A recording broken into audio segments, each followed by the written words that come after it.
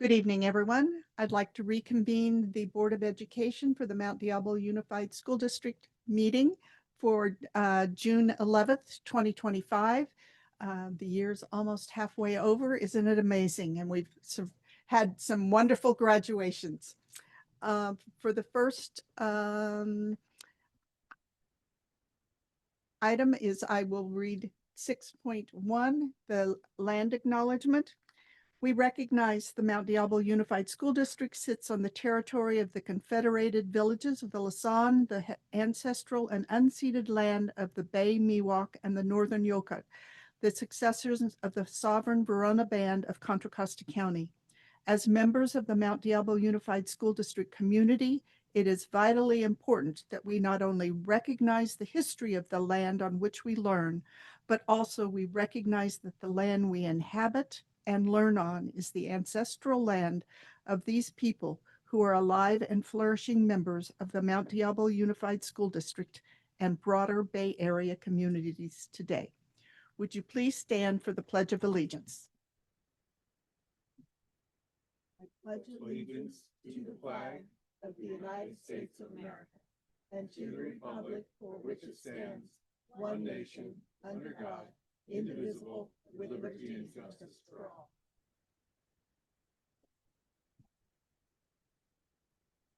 Okay. So we're on item 6.3, review and potential approval of minutes for regular board meeting held on May 14th. I move that we approve the minutes for the regular board meeting held May 14th. I second. We have a motion by Trustee Nzewi with a second by Trustee McDougall. Are there further comments? Hearing none. Trustee Ochoa, how do you vote? Yes. Great.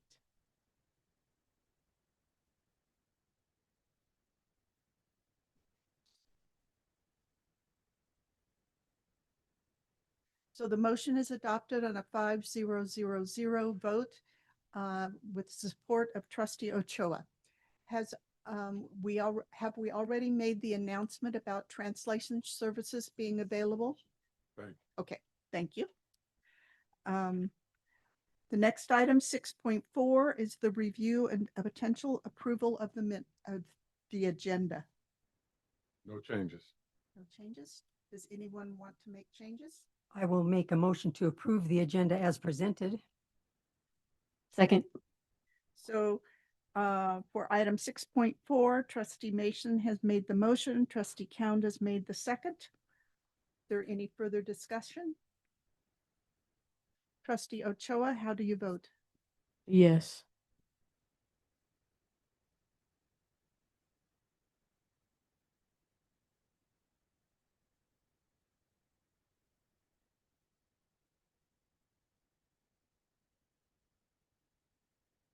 We have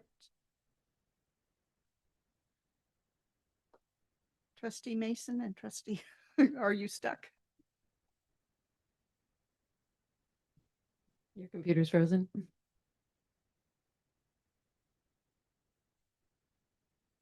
Okay. The gremlins are with us tonight. The motion to approve the agenda is adopted on a 5-0-0 vote with support from Trustee Ochoa. Okay. Now is my opportunity to report out the action taken in closed session. For item 7.1, which was negotiations, the board received information. For item 7.2, there was no action. For item 7.3, there were 2 items. The board met in closed session with legal counsel to discuss a matter of existing litigation pursuant to Government Code 54956.9 by a vote of 5-0 in the matter of J.D. et al. Versus Mount Diablo Unified School District, U.S. District Court, ND, California, case number 324 CB 00908. The board approved an amendment to a settlement agreement up to the stipulated amount and according to the settlement terms. The second item under 7.3, the board met in closed session with legal counsel to discuss a matter of existing litigation pursuant to Government Code 54956.9 by a vote of 5-0 in the matter of Munhall versus Mount Diablo Unified School District, Department of Industrial Relations, state case number WCCM 812190. The board approved a settlement agreement according to the settlement terms. We're moving on to item 7.4, and there is nothing to report out on that particular agenda item. 7.5 is the public employee performance evaluation, and I want to thank the board members for participating in the evaluation of our superintendent and general counsel. Both evaluations have been completed by the Board of Education, that of the general counsel, and the superintendent. I'm pleased to report the general counsel, Suzanne Starsecki Kim's proactive mindset, legal knowledge, communication, and organizational skills and dedication to public education have exceeded expectations and contributed significantly to the overall stability of the progress of the district. Superintendent Dr. Clark has done exceptional work in meeting the needs of our students and communities we serve, increasing professional development, advancing parent engagement to parent partnerships, and advancing student attendance and achievement, while students feel supported and academically challenged. His methodical leadership and visibility have put Mount Diablo Unified School District in the spotlight, has exposed the district to new initiatives, and has increased the number of qualified employee applicants. He has also exceeded expectations, and we are very pleased to have both of these employees on our team. Thank you very much.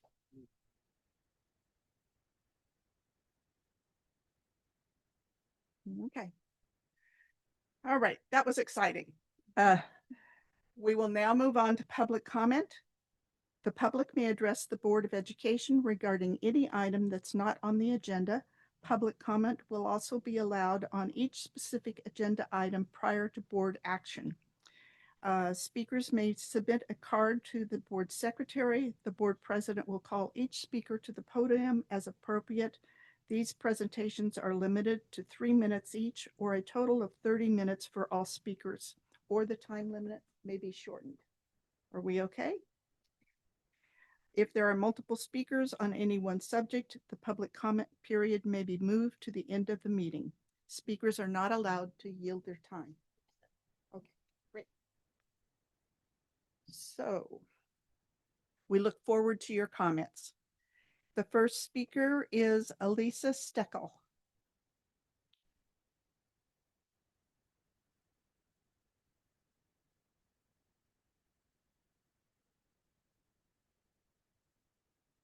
Hello.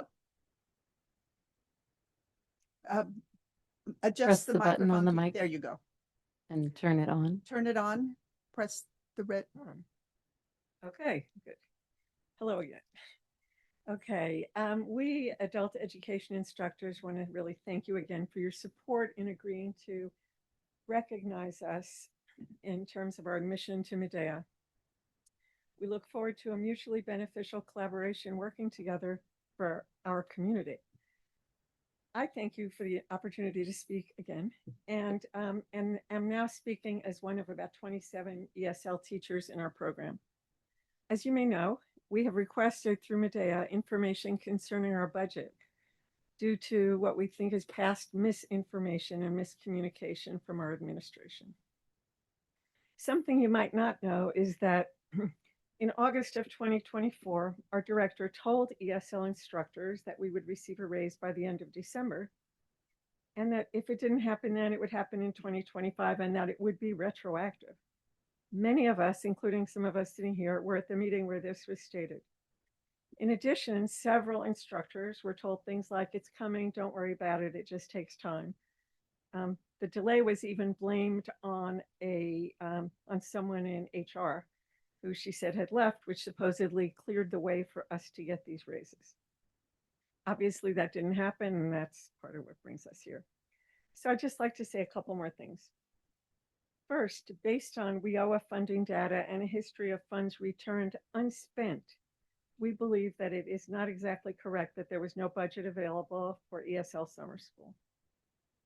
The second thing I'd like to say is that based on data from our CAPE and WIOA funding, we contend that there are sufficient funds to continue our really robust fall schedule in ESL as we have in the past. What we've been hearing from several sources is that if teacher salaries are raised in the fall, then ESL positions will have to be cut and classes reduced. Now, there may be some truth to that, granted. But maybe instead of firing teachers as the first resort, the administration should look at other ways to cut costs that don't directly affect students. For example, we have one director, an assistant director, and 2 vice principals. Most adult schools in the area don't have as many administrators, and maybe our agency doesn't need as many either. I would like to say that many teachers have questioned whether the cancellation of summer school and the complete lack of preparation for the fall in terms of teachers and students is a direct result of our organizing. But in summary, I just want to say that we respectfully request an immediate pause on cutbacks in the ESL family literacy program until an audit or full budget review is completed by an independent party. Our documentation that I'm going to give you provides important information to support our request. Thank you. Thank you very much. The next speaker is Maren Anton. Maren Anton. Did I mispronounce your name? Maren? Marin. Okay, Yes. thank you. Dear Dr. Clark and school board members, good evening. I'm reading this letter as a part-time ESL teacher from Mount Diablo Adult Education received this letter at the end of the term in June 2025 from one of her students.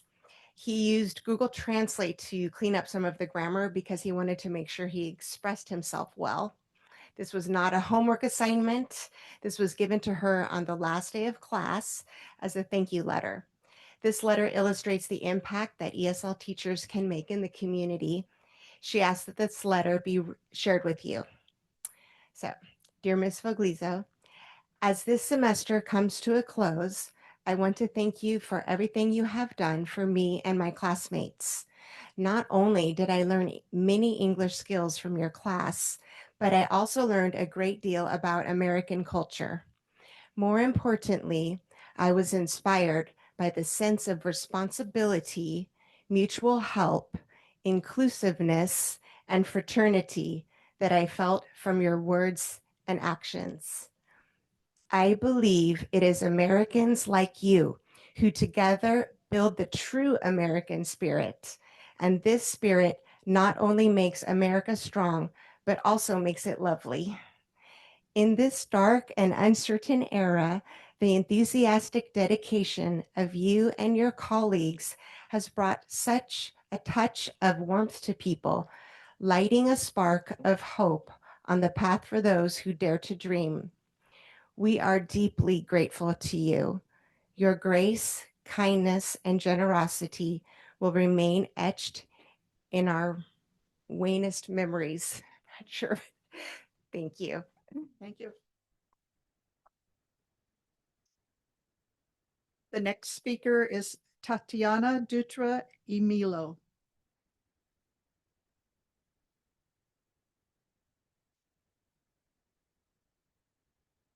Good evening, board members. I'm going to write a letter sent by one of our colleagues who was unable. I'm just going to repeat. I'm going to read a letter sent by one of our colleagues who was unable to come tonight. Dear Mount Diablo Unified School District board members, I want to thank you for recognizing the petition of the Friends of Mount Diablo Adult Education, ESL teachers, to become part of the Medea Union. I appreciate your recognition of our plea. Nonetheless, the struggles of teachers continue into the summer. Last week, we finished the spring semester. My students are looking forward to their next ESL class in the fall, and hopefully, they will be able to continue their language studies then, even though the school's administration has not provided any information about classes for next school year. Students and teachers alike do not understand this secrecy. In addition, our school's administration decided to cancel summer school, and I emphasize cancel summer school this year, which adversely affects our students and teachers. Our students are unable to learn English. We teachers do not earn those meager wages that we could count on in the past. As far as my qualifications, I'm a part-time ESL instructor at Loma Vista Adult Center. I hold a master's degree in education and have multiple teaching credentials. With this in mind, you may ask, why does she teach at Loma Vista Adult Center? The main reason is that I live in this community and I want to contribute to it. In addition, most of my students live and work in this community where they actively participate in the local economy and community. Sometimes I even run into my students as I conduct my everyday activities. I find it important that individuals contribute to their communities. In this letter, I want to emphasize how important it is that Loma Vista Adult Center continue to provide classes to students who need to learn English and other work skills. Our community will be hard hit if Loma Vista Adult Center cancels classes and reduces the number of classes in the future. Thank you for listening. Respectfully, Elizabeth Bognar, ESL instructor at Loma Vista Adult Center. Thank you.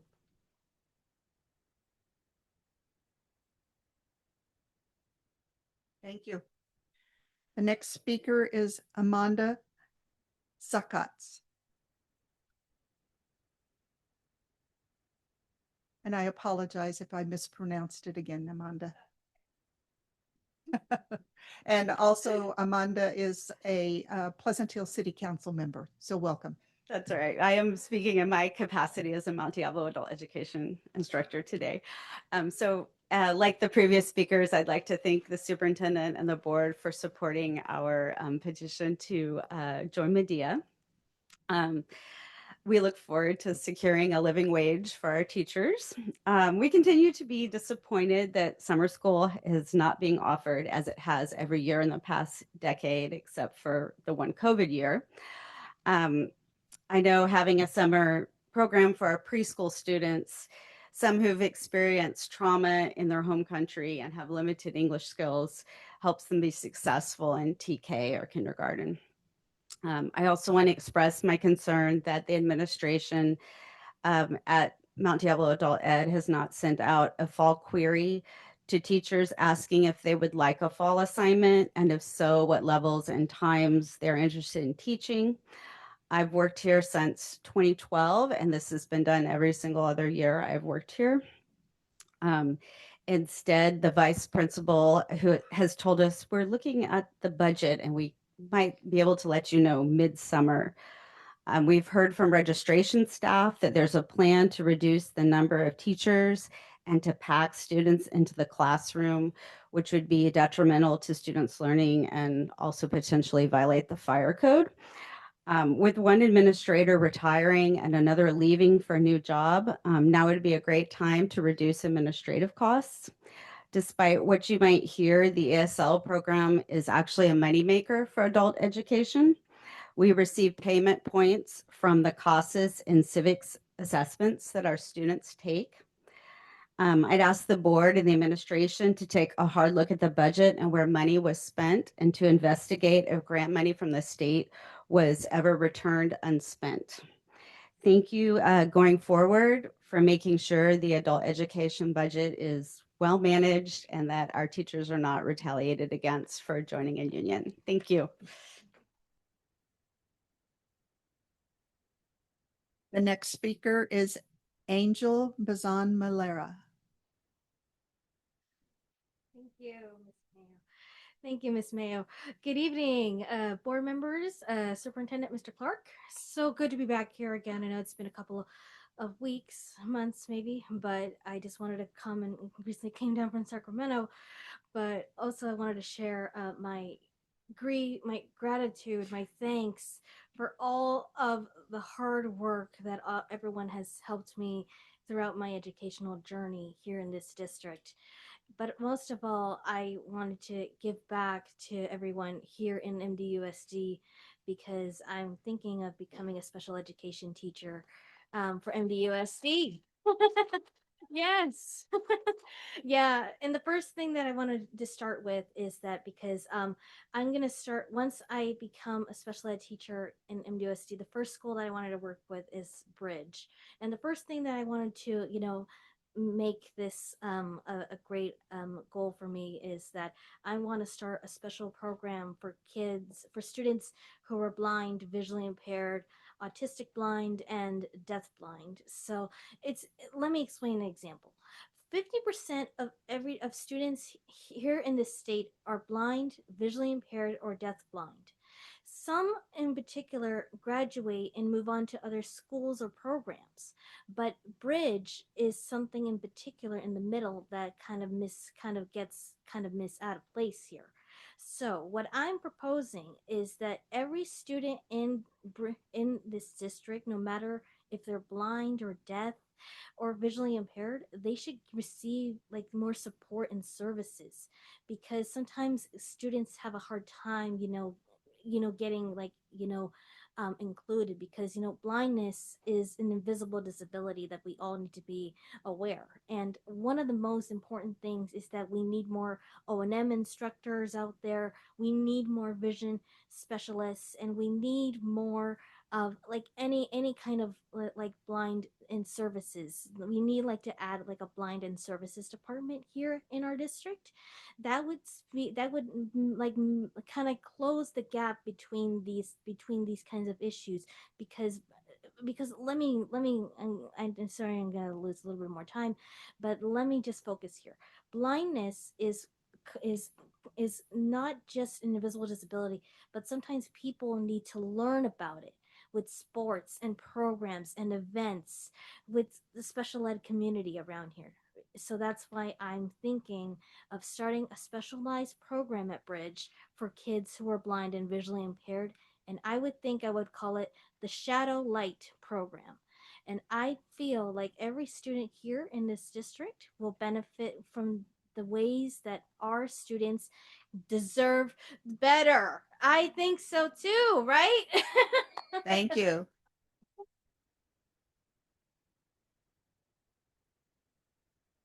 The next speaker is Pablo Benavente. Welcome. Good evening, board members. My name is Pablo Benavente, and I'm a council member here in the city of Concord. But I'm not coming here as a council member today. I come to you as a father with a future Mount Diablo Unified School District student, and as a proud member of the LGBTQ plus community.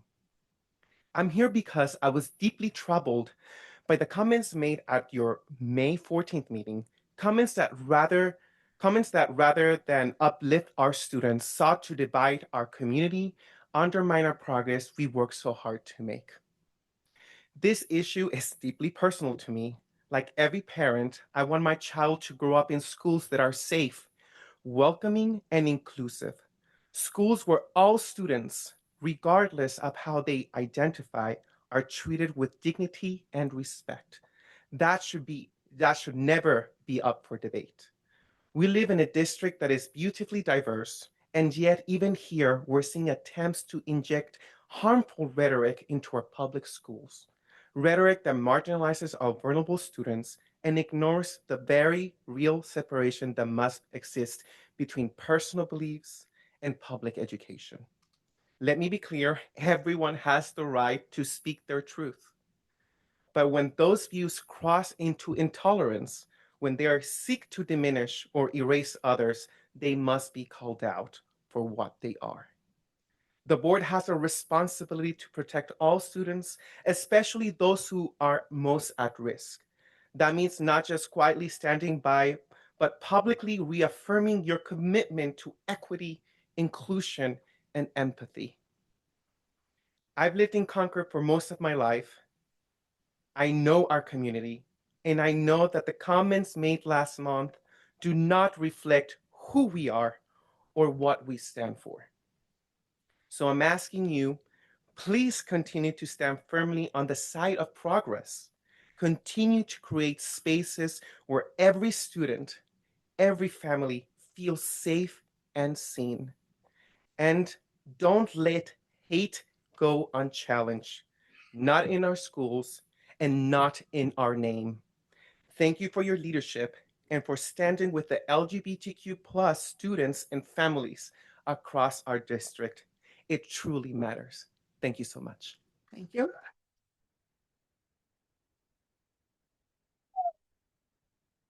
The next speaker is Mark Jaffe. Welcome, Mr. Jaffe. Good evening, board. My name is Mark Jaffe. I'm the president of the Contra Costa Taxpayers Association. I read with great concern the article in this morning's East Bay Times and the grand jury report concerning the status of the Measure J Citizens Bond Oversight Committee.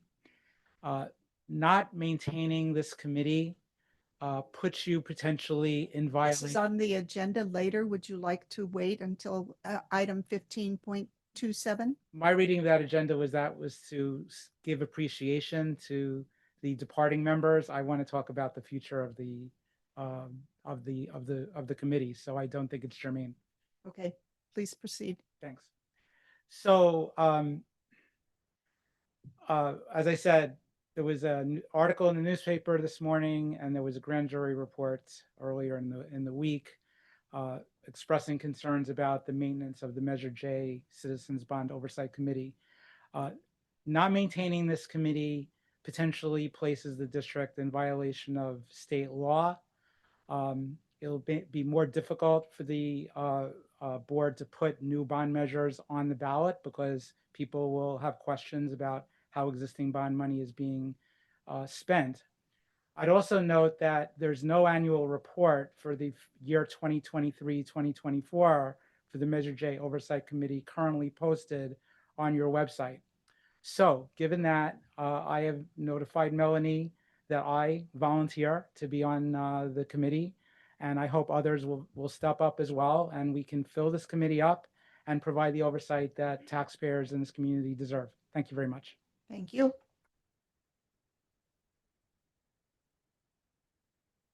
So we're ready to move on to communications from district organizations. Do we have any cards? All right. Thank you. District recognitions and resolutions. Approval of an appointment of the student board member for 2025-26 school year. Dr. Clark. Oh, no, I see a dashing young man in the audience there who I'm going to ask to stand, please, so I can embarrass him a little bit. So, ladies and gentlemen, I'm so proud to introduce to you Alan Barrera Oriana. Yes. He will be a senior at Concord High School in the 25-26 school year. Alan has held a number of leadership positions and has been involved in many extracurricular and community activities. Of note, he is an active member of the Concord High School Model UN and Leap Crew. In his letter of recommendation, it stated in part, Alan's academic achievements speak for themselves. With an impressive 4.13 GPA, he consistently demonstrates a strong commitment to his education while excelling in a rigorous course load. Beyond the classroom, Alan is a natural leader and an active contributor to our school community. He serves as a Link Crew leader, providing guidance and mentorship to ninth grade students, ensuring they feel supported and welcomed as they transition into high school. Alan has shown exceptional organizational skills and a genuine passion for fostering a positive school environment. In closing, Alan wrote in his application, I see myself as a bridge someone who can connect students' voices with district leadership and push for equitable opportunities for all. Alan is focused on a quality education where everyone can learn safely and engagingly, and one that promotes students having a successful pathway to their future. We are excited to recommend Alan as our 25-26 student board member. And if this board approves it, Alan will be given his oath of office at the August 13th board meeting. Ladies and gentlemen, I leave this resolution in the hands of the board. I move to approve this appointment of the student board member of the 2025-2020 school year, 2026 school year. I will second that. There's been a motion by trustee Ochoa with a second by trustee Cowan regarding the appointment of Alan Barrera or Rayana as our next student board member. Further discussion? Trustee Ochoa, how do you vote? Of course.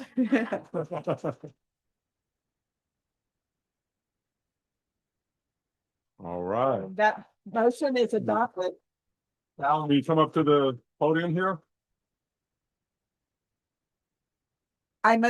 Excuse me, I must state the outcome of the vote. It's a 5-0-0-0 vote. Otherwise, it's not official. So please proceed. So Alan, I just want to say, we're a little old school here in Mount Diablo, so I'm going to give you this notebook. Now, I'm sure you probably have some AI note taker that like lives in your glasses or something, but I'm going to give you, I'm going to give you this book for you to take notes, but it's embedded with our logo and has a nice pen, and this is for you to take the wonderful notes at the board meeting. So let me present that to you before you give a comment. Thank you.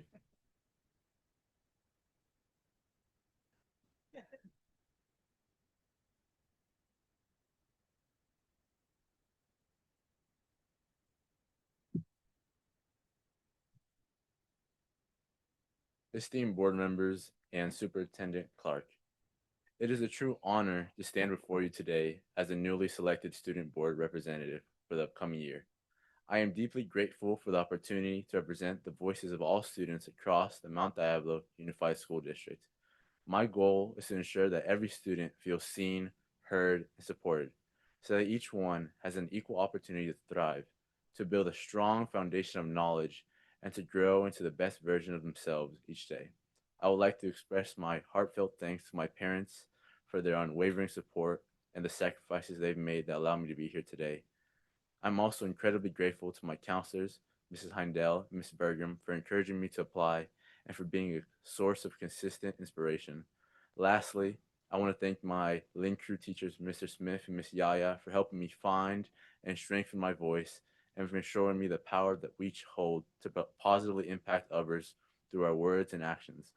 I am also grateful to my principal, Ms. McKinnon, for her support and for being here today. Thank you. Very nice. Welcome to the team. Alan, I want to officially welcome you to the team. You and I will meet right when school starts. I'll meet with you and your parents to kind of just talk about the lovely things that you get to be exposed to serving on this board. And again, I want you to enjoy your summer. And also, outgoing trustee Ochoa is always available, and we can definitely pair you up with her contact information so that if you want to ask her, any questions or whatnot about what to expect, then you can do that. But we want to welcome you. I hope that hopefully you rest up over this summer or your next year, and we're just honored to have you serve on this board. Thank you very much. Thank you.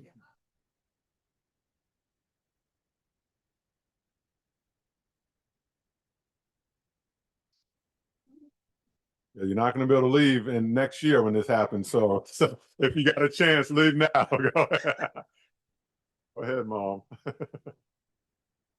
Okay.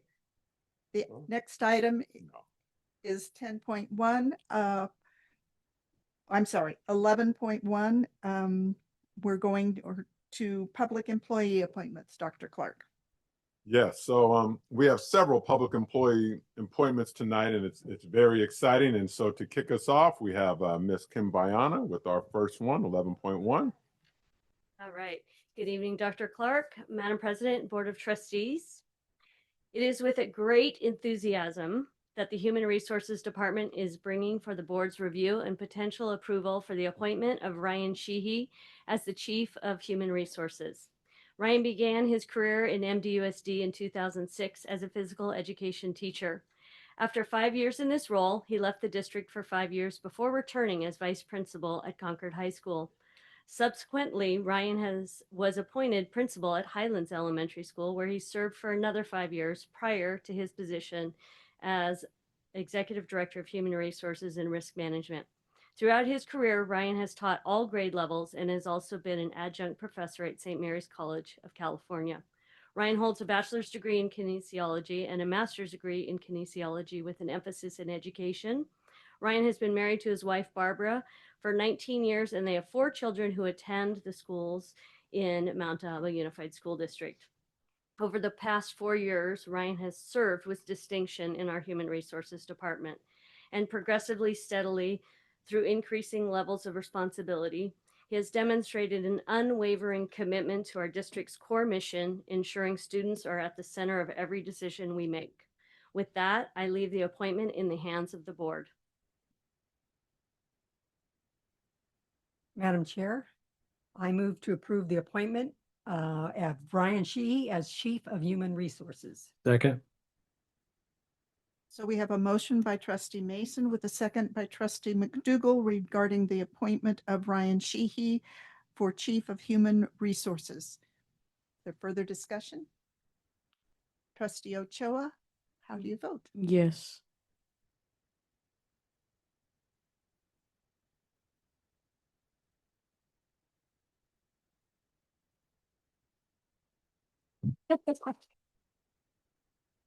Mr. Sheehy, the motion is adopted on a 5-0-0-0 vote. Congratulations. Thank you. Thank you, Dr. Clark, Madam President, Board of Trustees. I'm honored and excited to continue the important work that we're doing in the Human Resources Department for our current employees and our future employees. Since joining MDUSD in 2006 as a teacher, I've consistently felt that this district is a special place for every single child. I believe that when we hire the right individuals for the right positions, we make great things happen. I would like to thank many colleagues who have mentored and supported me along the way. And most importantly, I'd like to acknowledge my wife and my 4 children, all of whom are proud students up until 2 weeks ago. Now I have a proud alumni of Mount Diablo Unified School District. So thank you very much for this opportunity. I look forward to continuing to serve. Thank you.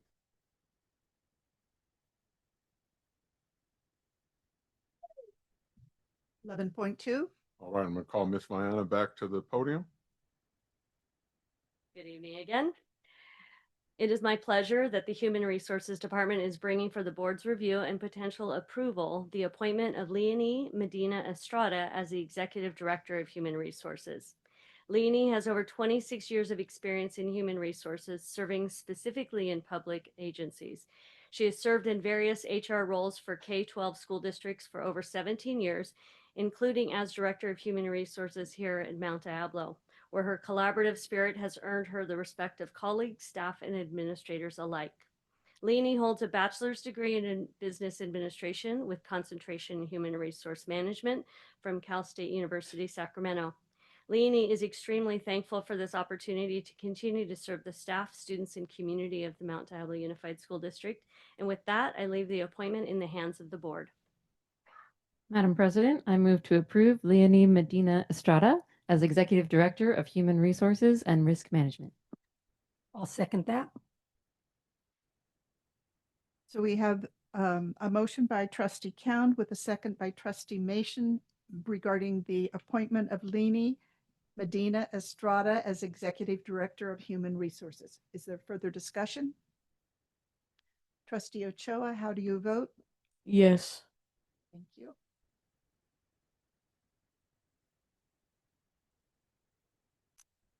And that motion is adopted on a 5-0-0-0 vote. Congratulations, Ms. Estrada. Dr. Clark, Madam President, trustees. It has been an honor to serve this district. It's an honor to work with this team. And I'd like to thank my family who, without this, I cannot make any of this happen. Thank you so much. Thank you. Thank you. All right, we have Mr. Sheehy for our next appointment. The Human Resources Department is bringing for the board's review and potential approval the appointment of Keisha Emmendorfer as the Director of Human Resources. Keisha brings nearly 20 years of experience in education, including over 13 years in administrative leadership across California and Michigan. Most recently, she served as a high school principal in the Martinez Unified School District. Prior to moving into administration, Keisha taught chemistry and biology in Detroit, Michigan. Her work is rooted in equity-driven leadership, strategic planning, and student-centered approach that prioritizes supporting the adults who serve students every day. She also coaches aspiring administrators through the Monterey County Office of Education's Clear Administrative Services Credential Program and recently completed the Access Personnel Academy. Keisha holds a doctorate in education leadership from San Francisco State University and an education specialist degree from the University of Michigan Flint, a master's in educational leadership from Wayne State University, and a bachelor's of science in secondary education from Wayne State University. Keisha lives in Antioch with her husband Jeff and their 3 children, Justin, Ryan, and Jacqueline Grace, and their dog Ira. Since relocating to California in 2016, they've proudly called Antioch home.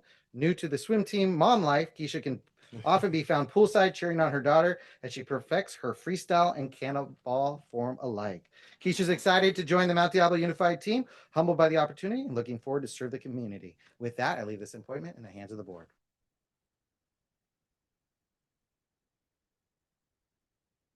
I move to approve the appointment, of Keisha Emmendorfer, yes, as the Director of Human Resources. I'll second that. So we have a motion by trustee Nzewi with a second by trustee Mason on the appointment of Keisha Emmendorfer for the Director of Human Resources position.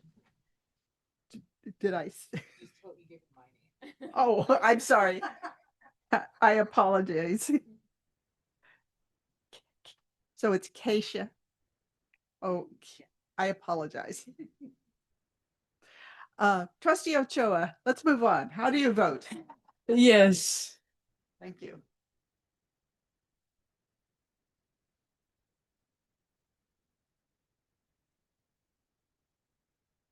All right.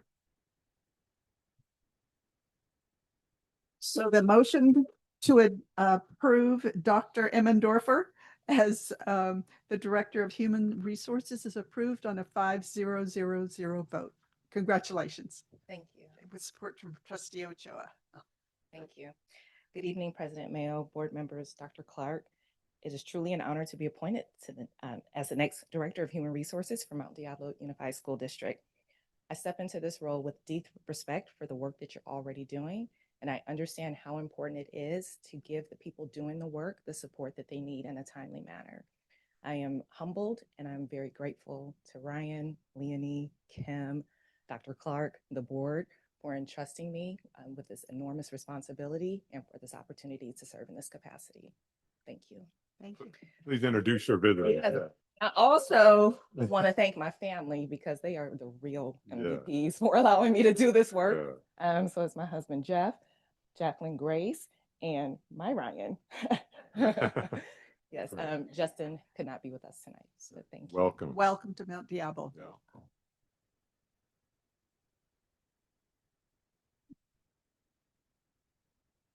All right. Good evening again. Dr. Clark, Madam President, trustees. The Human Resources Department is bringing for the board's review and potential approval the appointment of Martha Thomas as the Director of Assessment, Research, and Evaluation. Martha began her career in education in 1999 with the Mount Diablo Unified School District, initially working as a substitute teacher while completing her teaching credential. Over the years, she has served students in a variety of roles, including special day class teacher, elementary general education teacher, instructional coach, and for the past 10 years as a school site administrator. Most recently, Martha has been the principal of Walnut Acres Elementary School in Walnut Creek. In every role, she leads with a student-centered mindset, always prioritizing the needs and growth of her students. Martha holds a Bachelor of Science in Psychology with an emphasis in child development from Mississippi State University. She earned her teaching and administrative credentials along with a Master of Science in Educational Leadership from California State University, East Bay. Outside of work, Martha enjoys spending time with family and friends. Her weekends are often filled with board games, crafting projects, and the search for her next binge-worthy book series. With that, I leave this appointment in the hands of the board. Madam Chair, I move to approve the appointment of Martha Thomas as the Director of Assessment, Research, and Evaluation. I second. So we have a motion by Trustee Mason with a second by Trustee McDougall regarding the appointment of Martha Thomas for Director of Assessment, Research, and Evaluation. Are there further comments? Trustee Ochoa, how do you vote? Yes.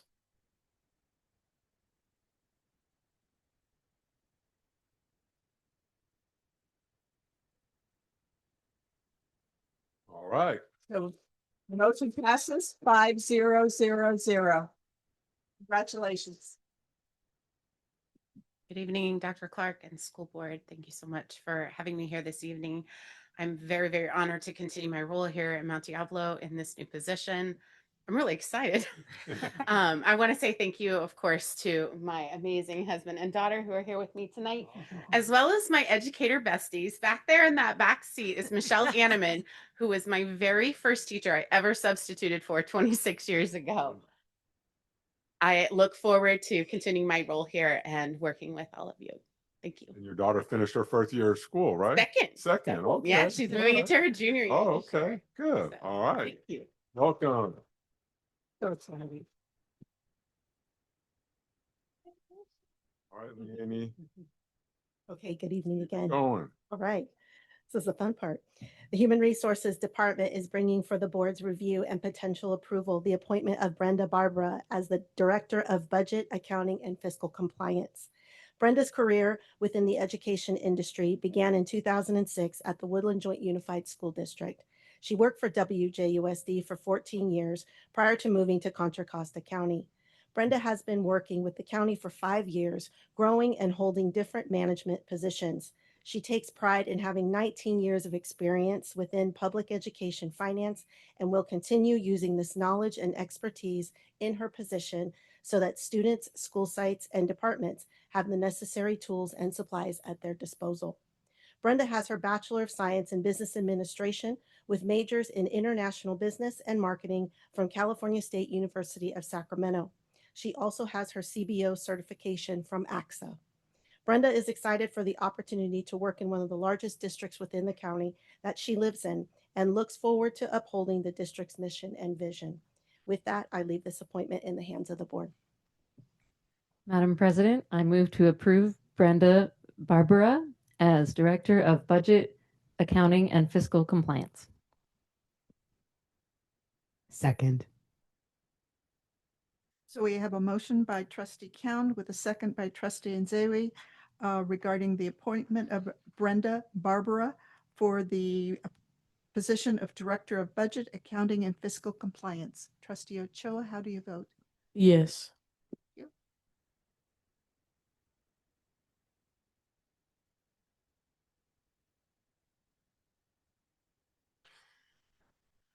Good. All right. Good. You are appointed on a vote of 5-0-0-0.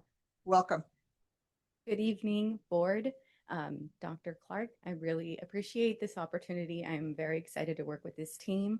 I'm excited to bring my skills to the community and to offer as much help as I can to move students forward in their education. And I also want to thank my family who's here, my husband, my son, and my nephew, and supporting me through this. Yeah, they are. Yes. So I'm extremely honored and excited to be part of this team and to serve the students of this community. Great. Thank you.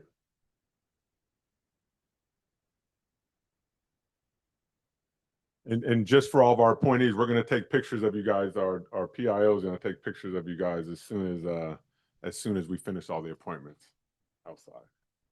All right. Good evening again. The Human Resources Department is bringing for the board's review and potential approval the appointment of Matthew Rosso as the Director of Technology and Innovation.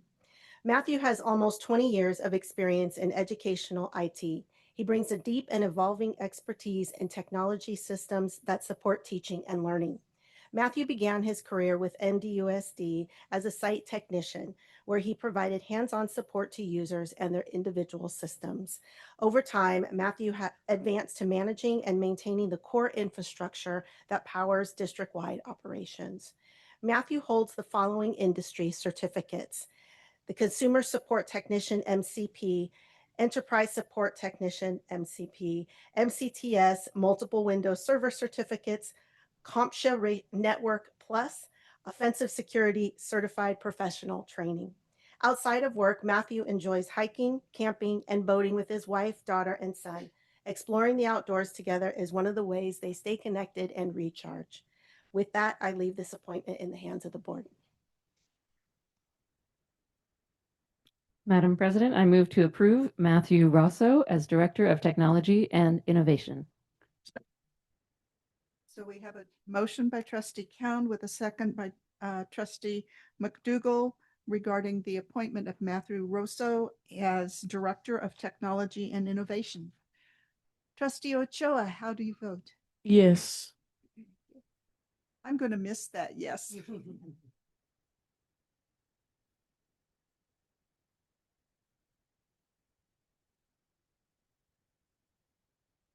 All right. Congratulations. You are appointed on a 5-0-0-0 vote. Welcome. Thank you, Dr. Clark, board. Want to thank you for the opportunity to continue in this new role. I'm excited and honored to be accepted in this position. Realize in education, technology is not just about, infrastructure and devices, but it's about creating a safe, reliable systems for teachers to teach and students to learn. As we continue to prepare our students for an increasingly digital world, the work behind the scenes is becoming ever more important. I'm committed to partnering closely with all of you, educators, staff, and the community to ensure a forward-thinking, secure, equitable, and sustainable system. And together, I believe we can build an IT environment that not only meets today's needs, but lays the foundation for a long-term success across the district. Thank you for entrusting me with this responsibility. What's that little device there? What do you got there? Yeah. So handy already, boy. Technology guy. All right, thank you.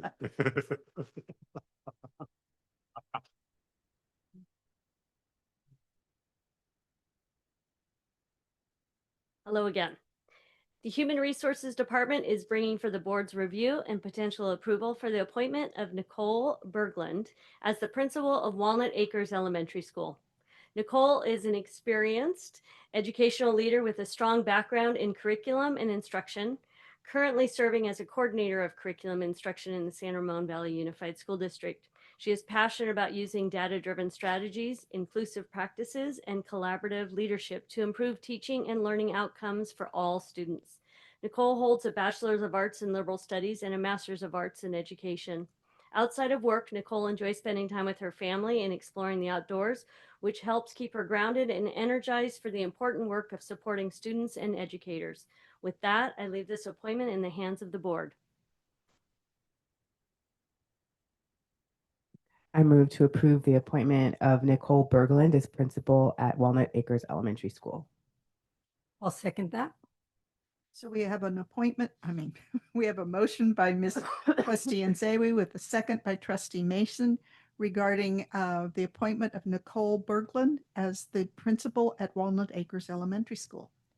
Trustee Ochoa, how do you vote? Yes.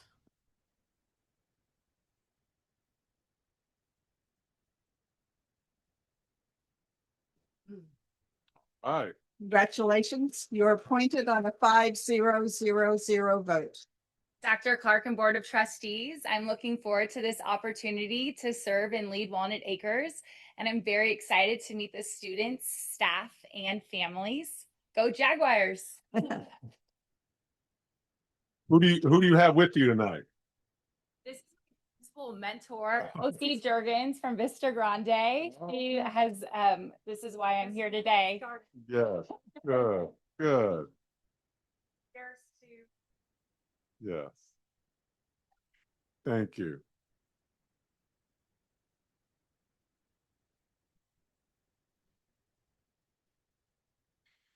The Human Resources Department is bringing for the board's review and potential approval the appointment of Jeannie Johnson as the principal of El Dorado Middle School. Jeannie returns to the Mount Diablo Unified School District with 21 years in public education. She started her career at Mount Diablo High School. She also worked at El Dorado Middle School as a French and AVID teacher and AVID coordinator. As a teacher on special assignment, Jeannie supported AVID, secondary literacy, and social sciences. She has also taught French for 7 years at Doherty Valley High School in San Ramon. And most recently has served as an associate principal for the last 3 years at Alcalanes High School.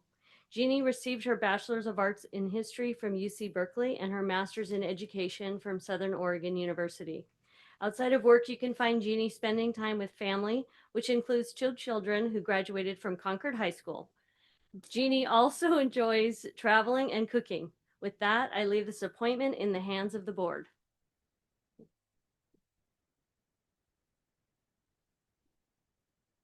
Madam Chair, I move to approve Jeannie Johnson as the principal of El Dorado Middle School.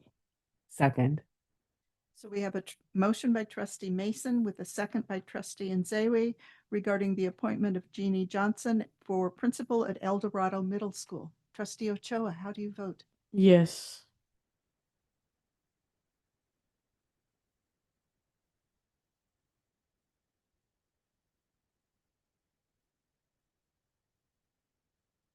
Congratulations on your appointment. 5-0-0-0 vote.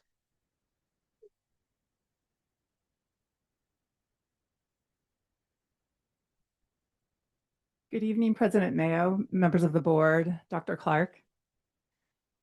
Thank you for this incredible opportunity and for placing your trust in me. I am deeply honored and truly excited to accept the position of principal at El Dorado Middle School. I am passionate about fostering a positive and empowering learning environment for every student. My commitment is to work collaboratively with El Dorado's amazing staff, engaged families, and the entire community to ensure that every student is successful. I am eager to get started, and I look forward to serving this community. I want to thank my family also for all their support and all my MDUSD friends and colleagues for all their encouragement over the years. Thank you again. Can your family wave so we can see that? Yeah. And then my son's watching from Los Angeles. Yes. Are those your parents back there? My husband's All right, great. Good. Good. Awesome. Thank you so much.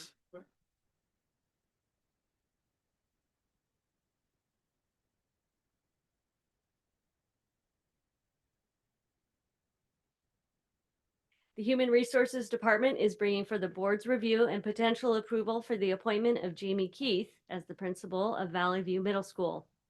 Jamie began her career teaching history and government at Pittsburgh High School, where she developed a deep appreciation for civic learning, critical thinking, and student voice. Since then, Jamie has held several high school administrator positions as well as the position of middle school principal, all with a focus on building inclusive school cultures, supporting effective instruction, and fostering strong partnerships with students, staff, and families. Jamie earned her BA in government from CSU Sacramento and a master's in education from CSU East Bay. She also holds a single subject credential in social sciences and an administrative services credential. Jamie lives with her daughter, a creative teen who keeps her grounded and inspired, and Stephen, her supportive and steadfast partner of 12 years. With that, I leave this appointment in the hands of the board. Madam President, I move to approve Jamie Keith as principal of Valley View Middle School. I'll second that. Great.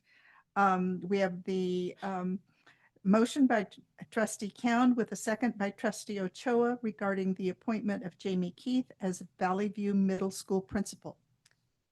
Trustee Ochoa, how do you vote? Yes.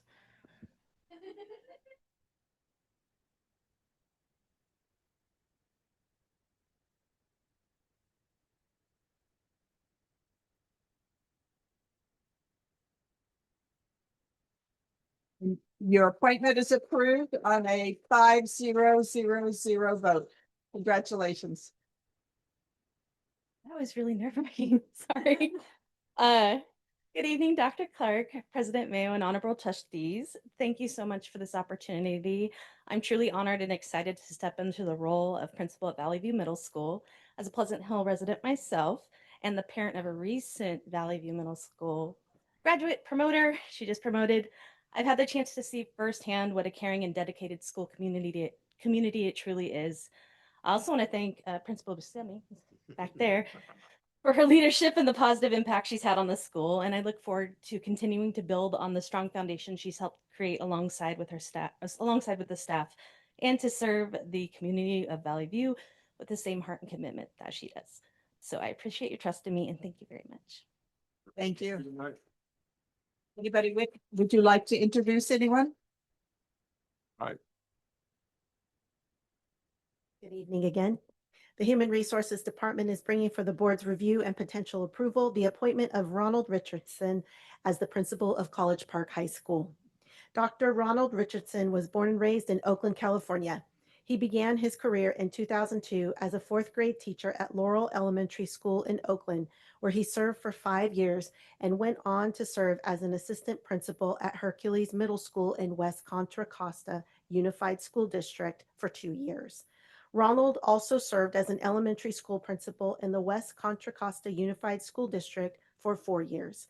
From there, he went on to serve as a middle school principal in Oakland Unified for 2 years, and then went on to serve as high school principal for 9 years.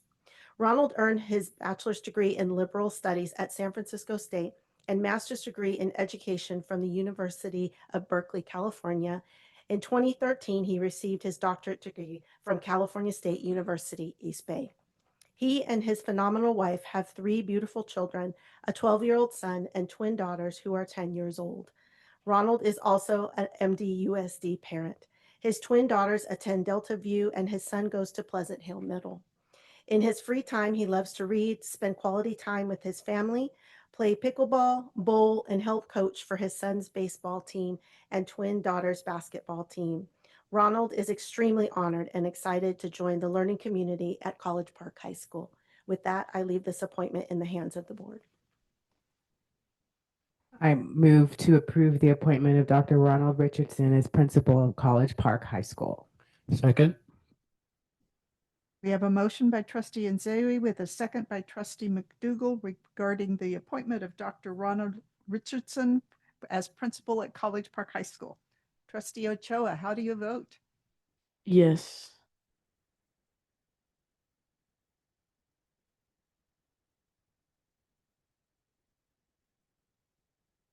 Congratulations on your Oh, thank you. Oh, wow. Wow. I'm humbled and excited. And for you all, good evening, Dr. Clark. I'm excited. Congratulations to you as well, our board member, but board of trustees. Thank you for entrusting me. President Mayo, Deborah, you've been amazing. Board of Trustee Mason, you've been amazing supporting me at Riverview. You too as well, Dr. Clark. I also want to acknowledge Riverview Learning Community, the families, the students and scholars and the staff. I wouldn't be here without them. It was an amazing year. So I also want to congratulate you as well. I believe you have some family members there. Told me to tell you to say hi. And I'm very proud of you and congratulations on your journey. And I'm committed to student voice, but also staff voice, right? And really to ensuring that we're improving the conditions and not only our amazing scholars, but our staff as well, right? But also continuing the body of work to ensure that we improve the human condition and also address the things that affect our community and our schools, and that we're addressing in the schools so our kids become civically engaged. But also to ensure not only college and career readiness, but also to ensure that our students have unlimited opportunity, unlimited access to opportunity and prosperity. And so I'm excited to continue the amazing work of Mount Diablo Unified as a proud father, proud husband and son and nephew son. I'm going to introduce my family with that. Introduce the whole Yeah, family. okay. Come on.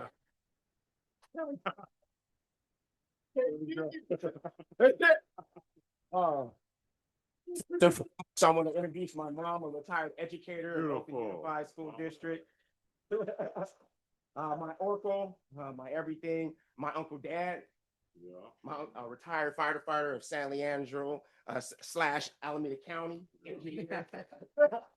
My younger brother, Daniel Rice, my uncle dad's son, my amazing young brother, proud of him as well. My beautiful, phenomenal wife, Zora Khadijah Richardson, also a counselor in Antioch. My beautiful son at Pleasant Hill Middle. Shout out to Pleasant Hill Middle community. I love you, son. My beautiful daughters, twin daughters. I had twins. I had twins. And yeah, double. Sabrina and Serena. And they go to Delta View, go Stars. And go Knights. So thank you. I'm long-winded, but I'm just so excited. Thank you, Board of Trustees. Thank you, community, and congratulations to all the appointments too. So love you all. Have a beautiful day.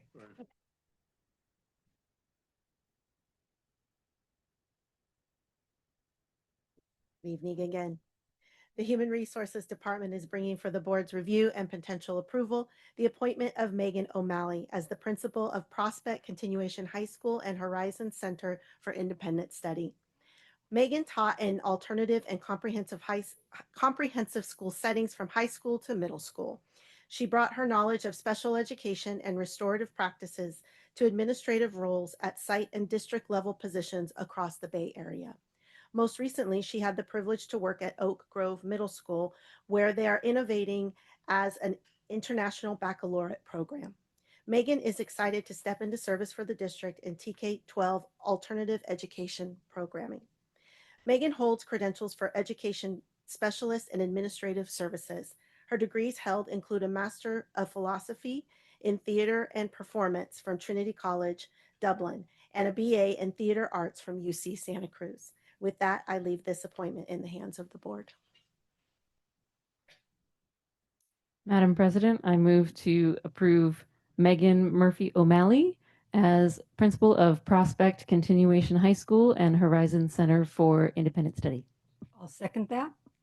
We have a motion by Trustee Count with a second by Trustee Mason regarding the appointment of Megan O'Malley for the principal position at Prospect Continuation High School and Horizon Center for Independent Study. Highly valued programs in this district. Trustee Ochoa, how do you vote? Yes.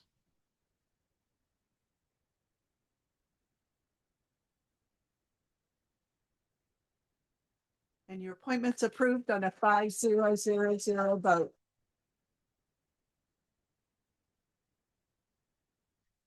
Thank you to the school board, especially Trustee Ochoa representing Olympic, Dr. Clark. I am so excited at this opportunity. I've had such a far-ranging career. I started as a substitute at the Alliance program at Olympic back in 2007, and I ended up just sticking in the district. My mom taught in this district. She's watching at home, as is my son who goes to Valhalla and my husband.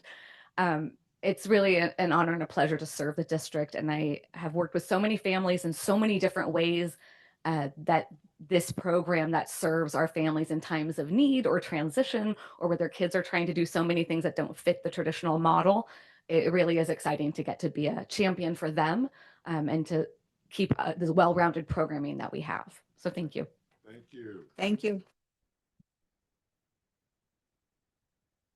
All right, we have one sleeping child here, so I'm gonna let all the folks. I know that's the swimmer, right? So yes, okay.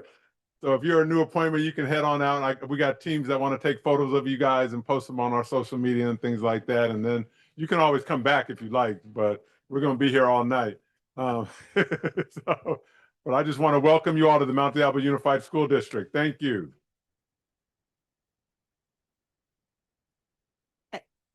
And thank you for bringing some joy to the evening. Give it 1 minute. I know. I keep telling. I keep looking at Robert.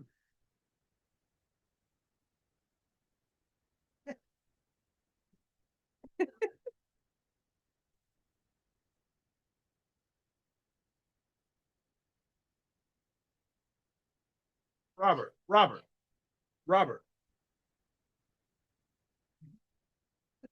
Oh, you're right there. He's got a sweater If you're on. gonna so sit I- there, if you're gonna sit there, you're in control. Melanie. Melanie. Melanie. Will you give a training to, yeah, I saw your reaction, so I got someone else. I got someone else.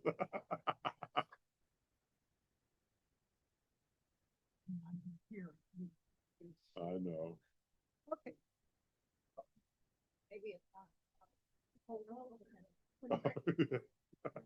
We didn't have this on our schedule, so.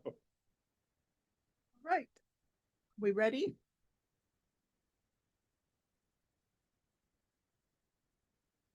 All right, Doctor.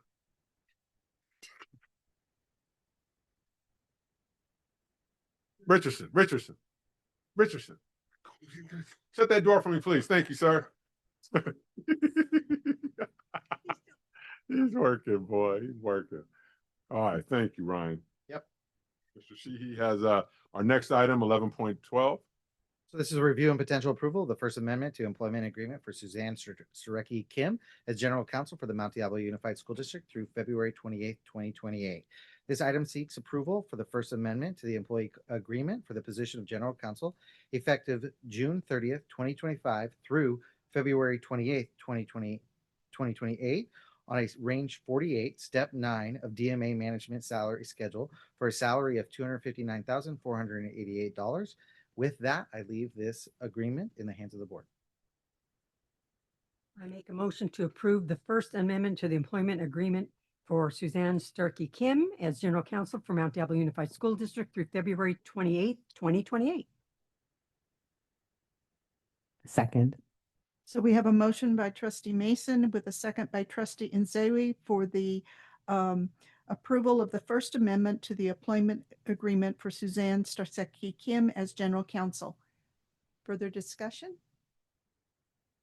Trustee Ochoa, how do you vote? Yes.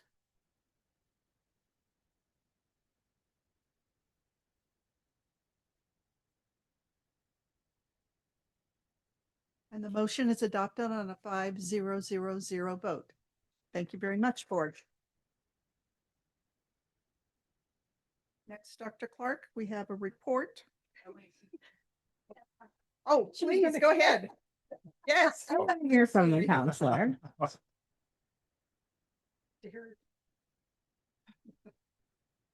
right. Can you hear me? Yes. Okay.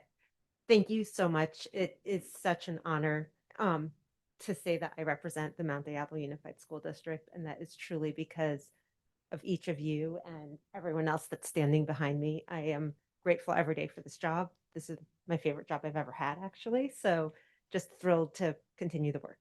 Thank you. Thank you.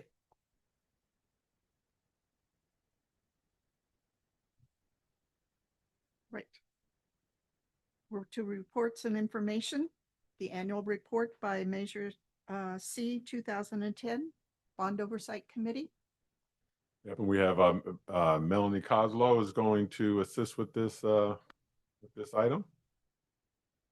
Good evening, board members. Dr. Clark, I just wanted to take a moment and just acknowledge that we are required under Ed Code to present, or the Citizens Bond Oversight Committee is required to present the annual report. I just want to acknowledge that this is our final report. I've worked with this Bond Oversight Committee for quite a while, and to introduce Mr. Ferrante for the final time regarding this bond is just something I wanted to take a moment to do. So, Mr. Ferrante, I'm going to turn it over to you. Wow.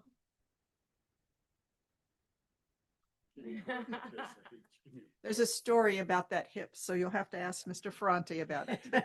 I wish it were the hip, it's the back. Oh. Good evening. This, as Melanie said, is our annual required report by Prop 39. And as it says at the bottom, their final report. We are done. All the money has been expended. We just did that. We met all the requirements of Prop 39. We were able to maintain our membership as required by Prop 39, satisfying their minimum requirements for various aspects of the community being on board. The bottom line has the link if anybody would like to go and see a site by site by site listing of what all was accomplished with your tax dollars under Measure C. We did our quarterly reports, the solar production, we did all that. It's all been good. We got a passing on the audit. They had no findings. We managed to make the entire run with no findings at all ever with this bond, which is really good. Hello? Oh, there we go. The bond was for 350 million. As you can see, we brought in a little over 350 million. We got a little over 5.6 billion in interest. PG&E rebates, you can see 380,000. So we had a total of 356 million plus, and we spent a total of 356 million plus. It's all done. There are lots of projects left to be done, unfortunately, but there is no money under this bond measure with which to do them. That is it. That is all there is to say, other than we're all done. Thank you.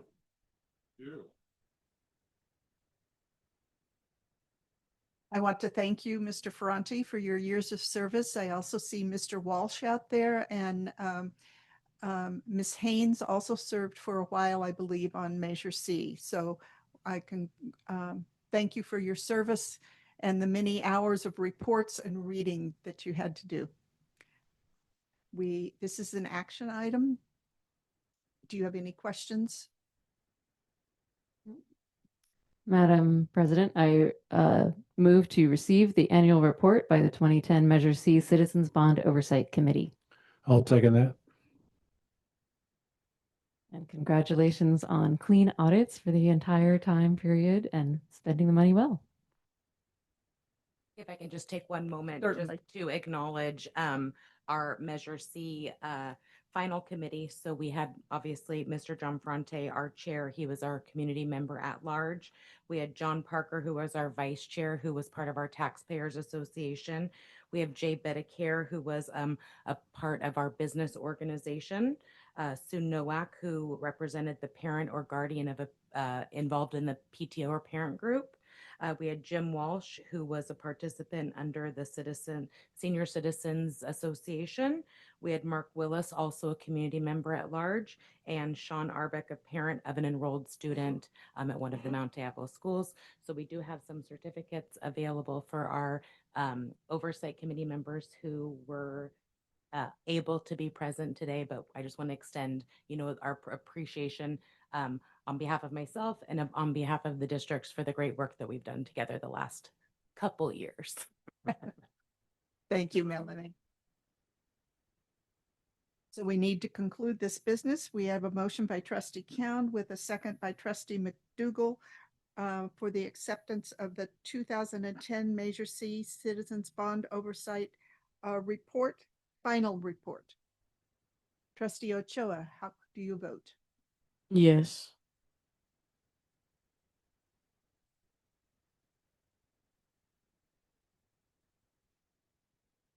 And the motion is adopted on a 5-0-0-0 vote. Thank you very much.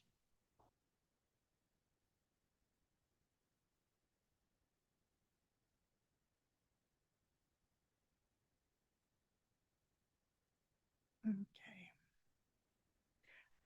Next, we're on 13.0 board member reports.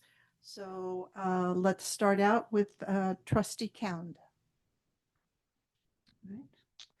Thank you, President Mayo. I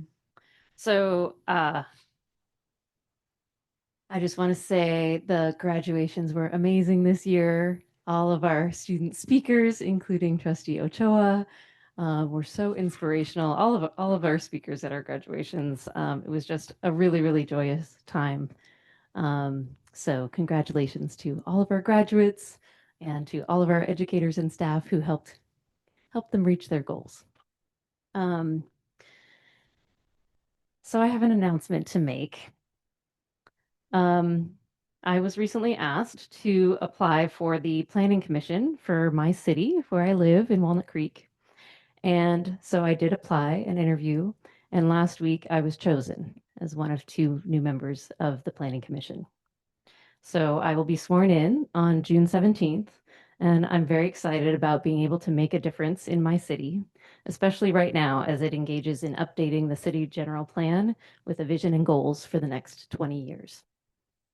I did discover, however, that there is a conflict of interest in that role with school board since they are overlapping jurisdictions. And so, after much thought and introspection, I have decided to submit my resignation from this school board position, effective next Tuesday, June 17th. I know this may come as a surprise to many of you. Frankly, it was to me too, as I never thought I would leave this role before the end of my term. But at this time, I feel called to make a difference in my community in a new way. I'm so honored to have served on the Mount Diablo School Board for nearly 7 years now. And I'm proud of all of our accomplishments over those years. And I have full confidence in this board and in this superintendent to continue all of the hard work towards meeting the goals that we've set, to champion our students, and to advocate for quality public education for all. We've been through a lot together, and I'm proud that we've made systemic changes in many ways to last for years to come.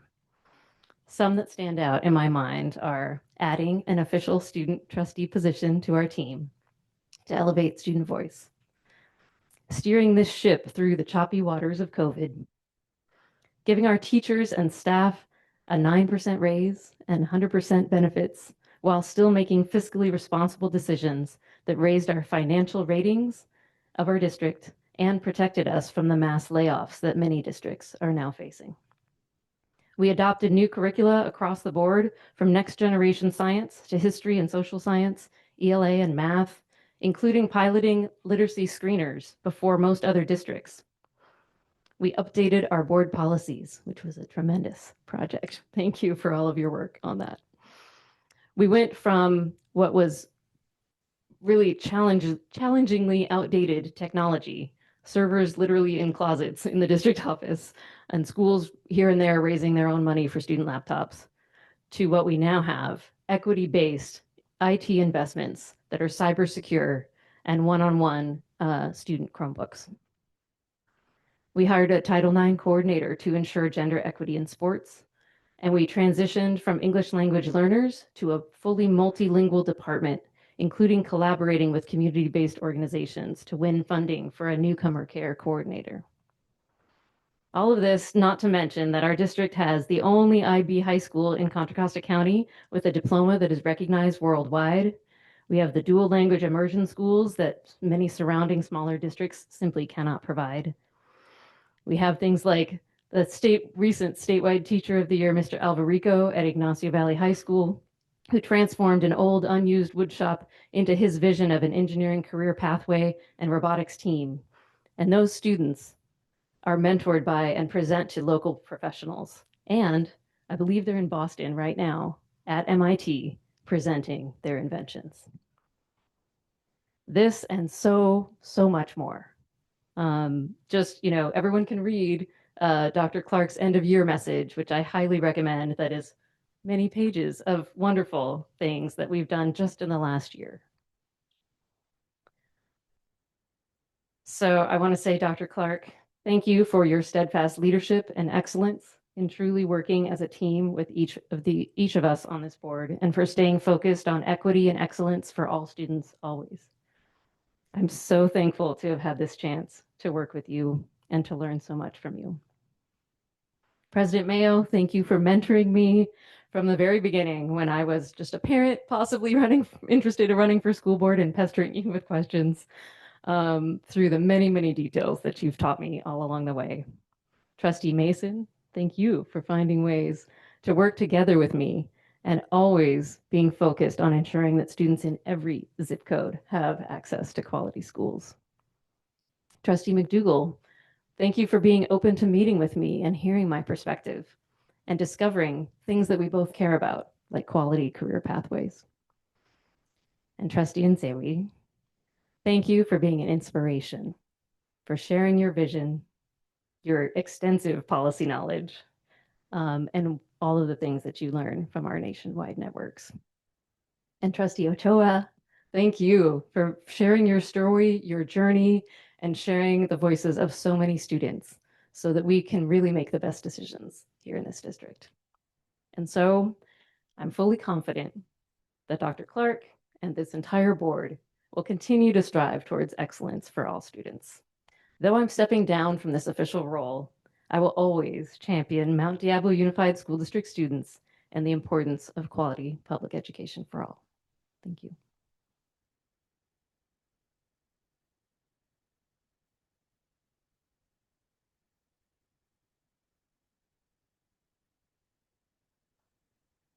It's been a great 7 years working with you. And I know that the city of Walnut Creek will greatly benefit from your talents and your dedication and your perseverance.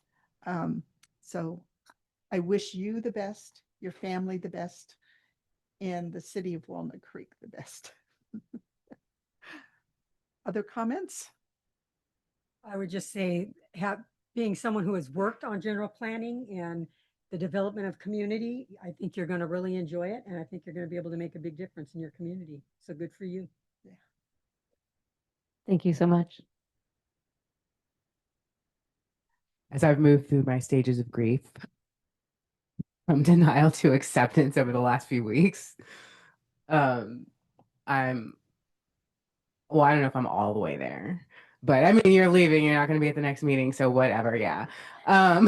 But I just want to say that it's been, as you've recapped the journey at the parts that I've been a part of, it's been an amazing journey, and it's been a tough journey that I honestly, we can't underestimate the importance of your partnership in this and of your willingness to disrupt and be a conspirator.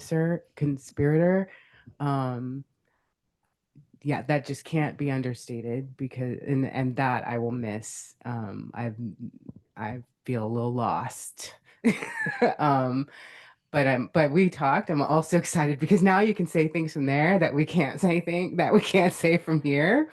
And I'm very excited for that. Your community is very lucky to have you. I think your engineering type mind is perfect for the role that you're about to take on and that your neighbors will get to benefit from. And so I'll be unselfish in that. Like, yeah, I guess that's a good thing.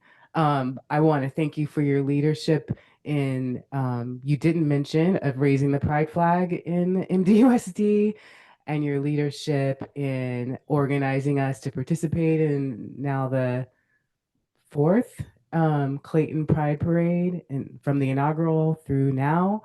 And I'm like, well, who's going to organize the education people now? So someone will have to take up the mantle with that. But I know you'll still be there just as a different role. So just thank you for all these 7 years that I know takes away from your family, your children, to the benefit of 30,000 children of Mount Diablo Unified. So thank you for that.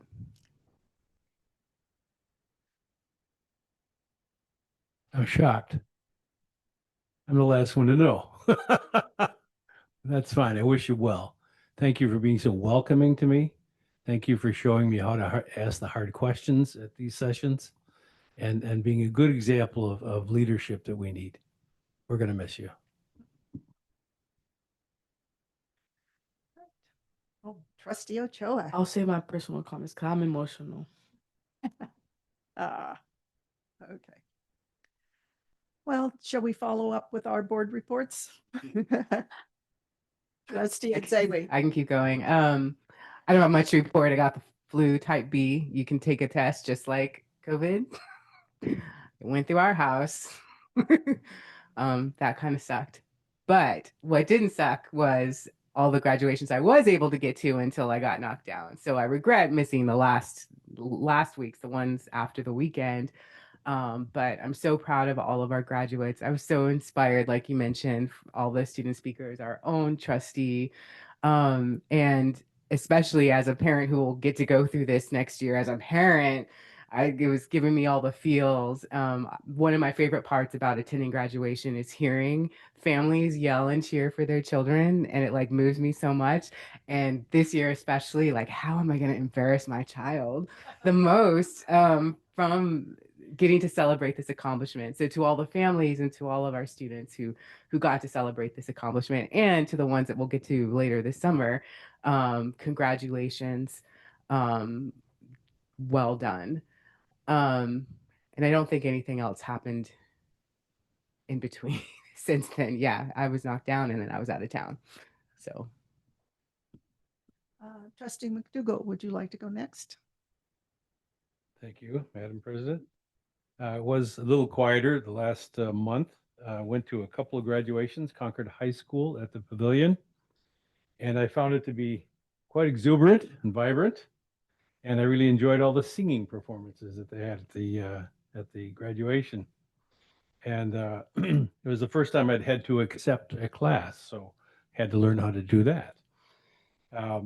In the middle of doing that and another graduation here, I went to my granddaughter's high school graduation in San Diego from a charter school down there.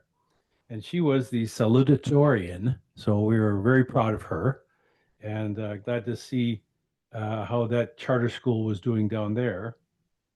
And then last Saturday, attended the Mount Diablo Adult Education graduation, which was much smaller, more dignified than the other graduations we'd been to. But I was able to accept that class and really enjoyed learning about all the different parts, the moving parts of the adult education. So that's the end of my report. Thank you. Trustee Mason. Well, I've been a little busier. I got a whole list here. Since the last meeting, I went to the open houses at Shore Acres, Rio Vista, and Riverview. There were many parents at all of them.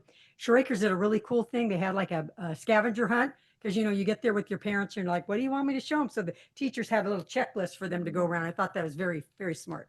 I went to Holbrook. They had a teacher parade, which was really cool. They line up and the kids, and they have the teachers go through and they clap for them and cheer for them and give them balloons. That was really cool. There was a bike rodeo in Bay Point at Riverview that the sheriffs do every year, that they gave out 100 bikes to students in Bay Point. And then I ran from there to the celebration of scholars at Willow Creek for our Hispanic population, which was such a great event, well attended, and the counselors did such a good job with that.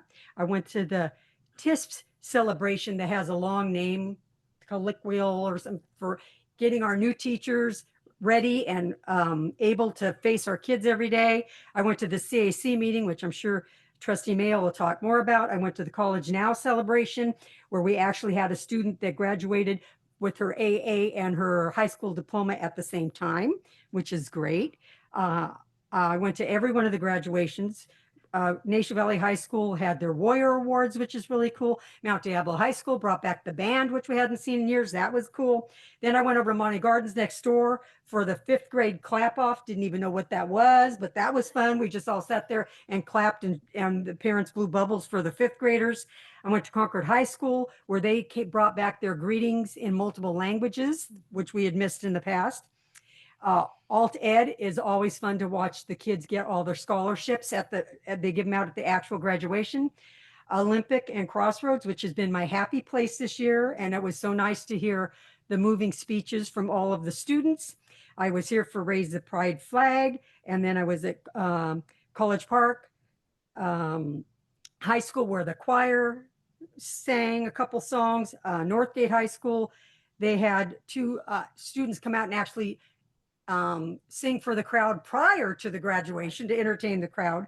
And then I went to Willow Creek for the counselor showcase the next day, and then the adult ed event on Saturday. And it's always fun to see all the families come out and support these kids that have had to take and some adults, alternate routes to get their diplomas. And that's always near and dear to me, because my dad got his diploma at adult ed in Pittsburgh. And all that I did because I had all the energy from having just come back from the happiest place on earth, the Disneyland. Disneyland. So I got my Mickey on tonight. Thank you.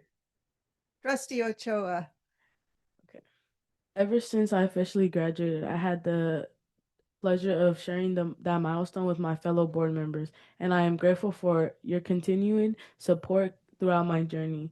In addition, I recently had the opportunity to volunteer at Bel Air for their school carnival. It was a fantastic event filled with joy. Seeing the kids play games, win prizes, and enjoy the festivals was it truly heartwarming. I also had the chance to attend the Riverview Middle School musical play. It was a wonderful production showcase and creativity and talent of our students, showing them watching them perform with such confidence and enthusiasm was a reminder of a positive impact our schools have on young lives. This past year has truly been a mindful journey. The experiences I have had not only taught me a lot but also helped me grow as a leader and as a person. I'm incredibly grateful for the opportunities I have given, and I can't thank everyone enough for the support and trust you've showed me along the way. Thank you. We are the ones that were blessed with your presence, Trustee Ochoa. Thank you. Thank you. It's a pleasure to be here and a pleasure to be part of this board. Okay, I'm the last one. First, I attended the May 15th Measure J meeting. The meeting did not have a quorum, so the committee received information and asked questions, and the chair was advised that a special meeting could be called at any time. I went to the teacher induction support programs ceremony, the YB High School robotics end of year celebration, where the families watched the transition between the two leader classes and how they celebrate each other with the paper plate awards. If you haven't ever seen a paper plate award ceremony, please go to Ignacio Valley High School.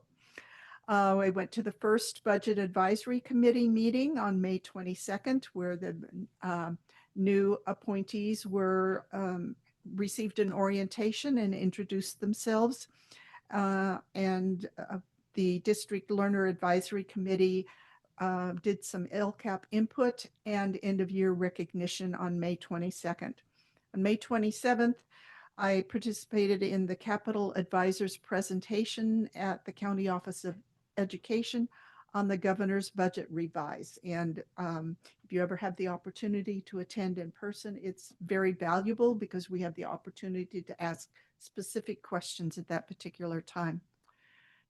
The graduations were outstanding, and Trustee Mason and I attended all of them, except I missed the bridge one. And we do have a couple more coming. Trustee Mason gave an excellent recap of all of them.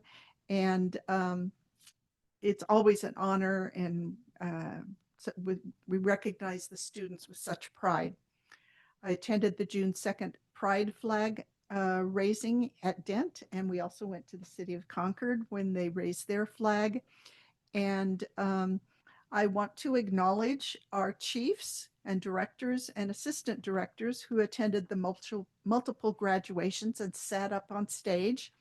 And I especially want to acknowledge retirees Felicia Stuckey-Smith, Margie Kaleback, and Kim Viana, who also attended the graduations. And I must give a shout out to Mrs. Kaleback because the College Park students received her with such a cheer when she was introduced on the stage, because she's a former principal of Valhalla Elementary School, and most of those students knew her and worked with her. So that concludes my report. Dr. Clark, would you like to present your report? I would. Thank you so much. And I just, again, I was also taken aback by Trustee Cown's, Vice President Cown's announcement. But I know that she's fought tirelessly and fearlessly for the students and community of the Mount Diablo Unified School District. And I really appreciate our partnership that we've had over the last 5 years. So thank you for your service. I actually have a presentation. Just, I like to kind of ground us back to our LCAP goals before I talk to any groups. And tonight it's especially important because we're going to be updating our LCAP tonight. And LCAPs are difficult documents to kind of get through. They can be they can be up to 200 pages in all educational talk, and so sometimes it's hard for people who aren't in this work each and every day to really understand what an LCAP is asking and what we're committing to doing. And so I thought that I would show those who maybe don't know in pictures and in events and programs what an LCAP does and how it impacts our district. And I just have to preface this by saying that there is so much material out there, this is impossible to do. I spent a lot of time and I wrote that end of the year letter just highlighting some of the programs that we do. Our Public Information Officer, Teresa Brandt, is going to be doing this summer, going to be doing a year in review of our Friday letter. And we have multiple posts on our website and on our principals' websites and different departments of what I like to call the evidence of the work that we're doing. As someone said before, we don't just talk about doing this work, we actually do it. We are still in partnership with CCEE because we have multiple student groups that still are not performing to where they don't meet our expectation and they don't meet the state's expectation. So we are still getting direct assistance from our county office and from CCEE. So I want to first highlight what goal number 1 means, which is all students will receive a high quality education in a safe and welcoming environment with high expectations and rigorous instruction in the California state standards that prepare them for college and career. So first of all, when we're talking about academic excellence, here it is. These are our National Merit Scholar finalists. These are 3 Northgate high school students. And the student on the right, Sophia Mitchell, is actually a National Merit Scholar winner, which means that she took the PSAT and was measured against all the students in the country. And she did very, very well at that test and is recognized. And so we are very proud in Mount Diablo to have a National Merit Scholar, and we have a long tradition of some other National Merit Scholars. But this is educational excellence, and so here you have it. We also, when we talk about safe and welcoming, these are 2 presentations that we did, 2 events that we held this year, both attended by the superintendent, both attended by board members, and they're in partnership with the mayors. This one at the top is with the mayor of Concord, and the one on the bottom is with the mayor of Walnut Creek, and also with the police officials. We have the police chief there from Walnut Creek on the bottom, and we have a acting high-ranking police official there from Concord on the top of it. And in these presentations, we talk about gun safety, we talk about keeping our campuses safe, and how we respond to threats of gun violence or of potential violence on our campuses and off of our campuses. And so when issues come up concerning guns on our campus, our administrators have been trained. We have a protocol, we have a process and procedures that we follow, and we follow it. We follow it very strictly, and we take this extremely serious. So we want to keep each and every person safe. Next thing, which has been horrible in our district, is we have lost not only current students, but we've lost several past students to fentanyl. They don't take a pill that's labeled fentanyl. They're taking something else that is laced with fentanyl. And it has been devastating to our communities. And this is one of our teachers who we partner with to go around to each and every high school and middle school to do these community fentanyl awareness presentations. They were led by Linda Pete previously. We still thank Linda for her work, but at these meetings, we partnered with local law enforcement. We partnered with federal law enforcement. We partnered with county agencies and local agencies and our own staff to really tell the story of how parents can protect their kids from fentanyl. And I am extremely proud of this work that we've been doing for the last 2 years on this topic.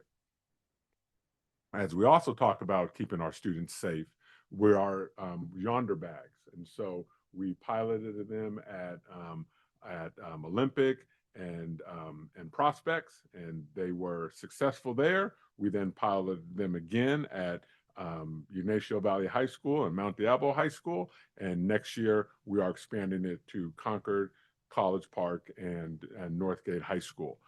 I say safe and welcoming because of the dangers that that our students are exposed to online, and the bullying and body shaming and other things that take place through social media while students are at school. So at least our students, for the 6.5 hours that they're going to be at school, at least for our high school students, they're going to put it away in a yonder bag. And so the purpose of this, at the core of it, is to keep our students safe, but there are all sorts of unintended benefits from this process. And so we will see how the other 3 schools adapt to this safety measure.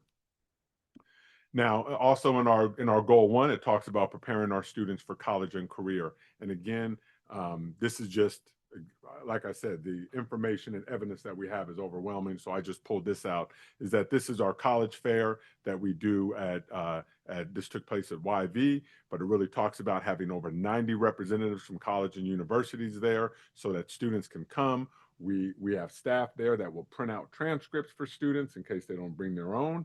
And students show up either by themselves or with their parent or with somebody, and they go around and talk to different schools and find out about admissions, campus life, majors, all those types of things. And this is open to every one of our students and adult program students. To support that, we also send our high school counselors and college and career advisors to conferences. And so these are folks in the fall going to CSU conference to learn how they can support our students going to the Cal State system within California. And again, we support those folks, and they're representative of our high schools and college and career centers.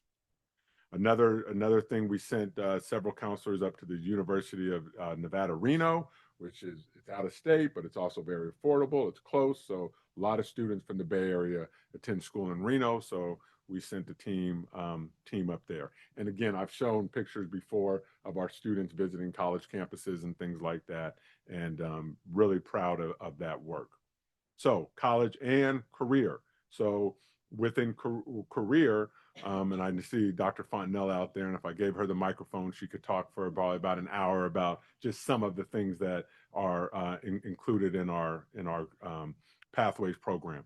But just a summary, we have 8 different pathways, including art and digital media, automotive technology, building trades, education, engineering and manufacturing, healthcare, hospitality, tourism, and information communication technology.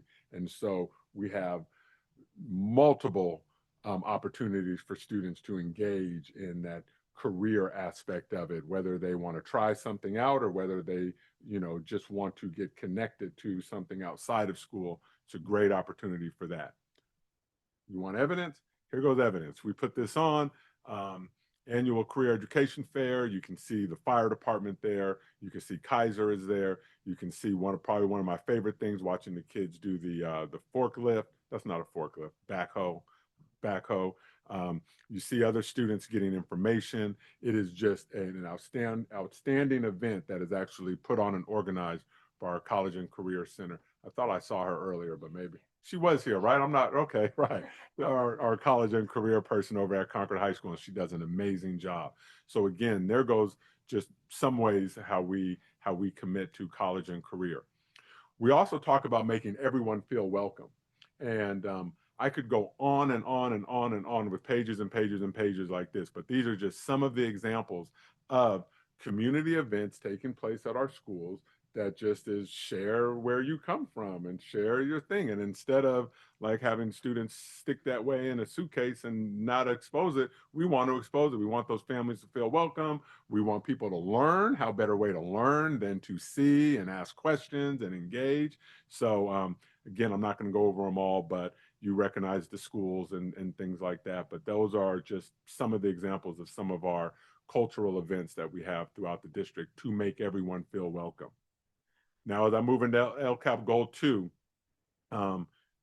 this is around our educators, our staff, our highly qualified, culturally proficient, and responsive staff will create a safe and engaging learning environment respectful of all students' backgrounds, ensuring they are college and career ready when they graduate. We start with our data. And again, this is last year's data, but as you can see from this post, on October 10th, the state released standardized test scores. I think I sent out a notice to parents on maybe October 10th or 11th, where I shared our data, and it says right here, Superintendent Dr. Adam Clark sent a message to families and staff comparing the statewide results to MDUSD, which can be found on the state website. And we loaded up the websites, we loaded up all the information. You can also search by your school to see how students at your child's school performed on the test.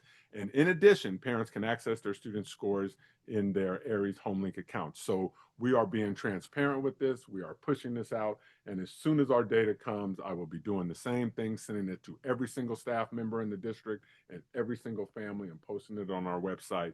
And much of our work is in response to that standardized data. And just so you know, these are the types of data that we collect. If we're looking at quantitative, we're looking at our CAFs, we're looking at grades. Our screener is STAR, and the diagnostic is M-class. And then in the classes, we have formative assessments where teachers are assessing students constantly to help inform their instruction.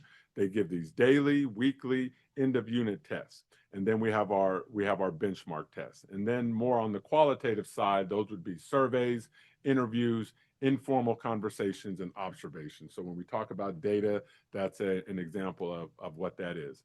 So professional development. We have a professional development day in March. We also have one in the fall, but these are just some pictures of our staff going to professional development. So this is what it looks like. This is the library at Northgate, and this is a session on a topic. Here's another session. You have these are on the left. That's just a regular staff meeting, but you can see you have educators who are there in clumps. They have evidence on the walls there of things that they've worked on and discussing, and they're working out these things as a group. On the right side, this is a tech presentation, and so you have folks there being trained on Promethean boards or whatever the tech topic is there. And you see at the top, highly qualified, culturally proficient, and responsive staff. Here's another example of PD.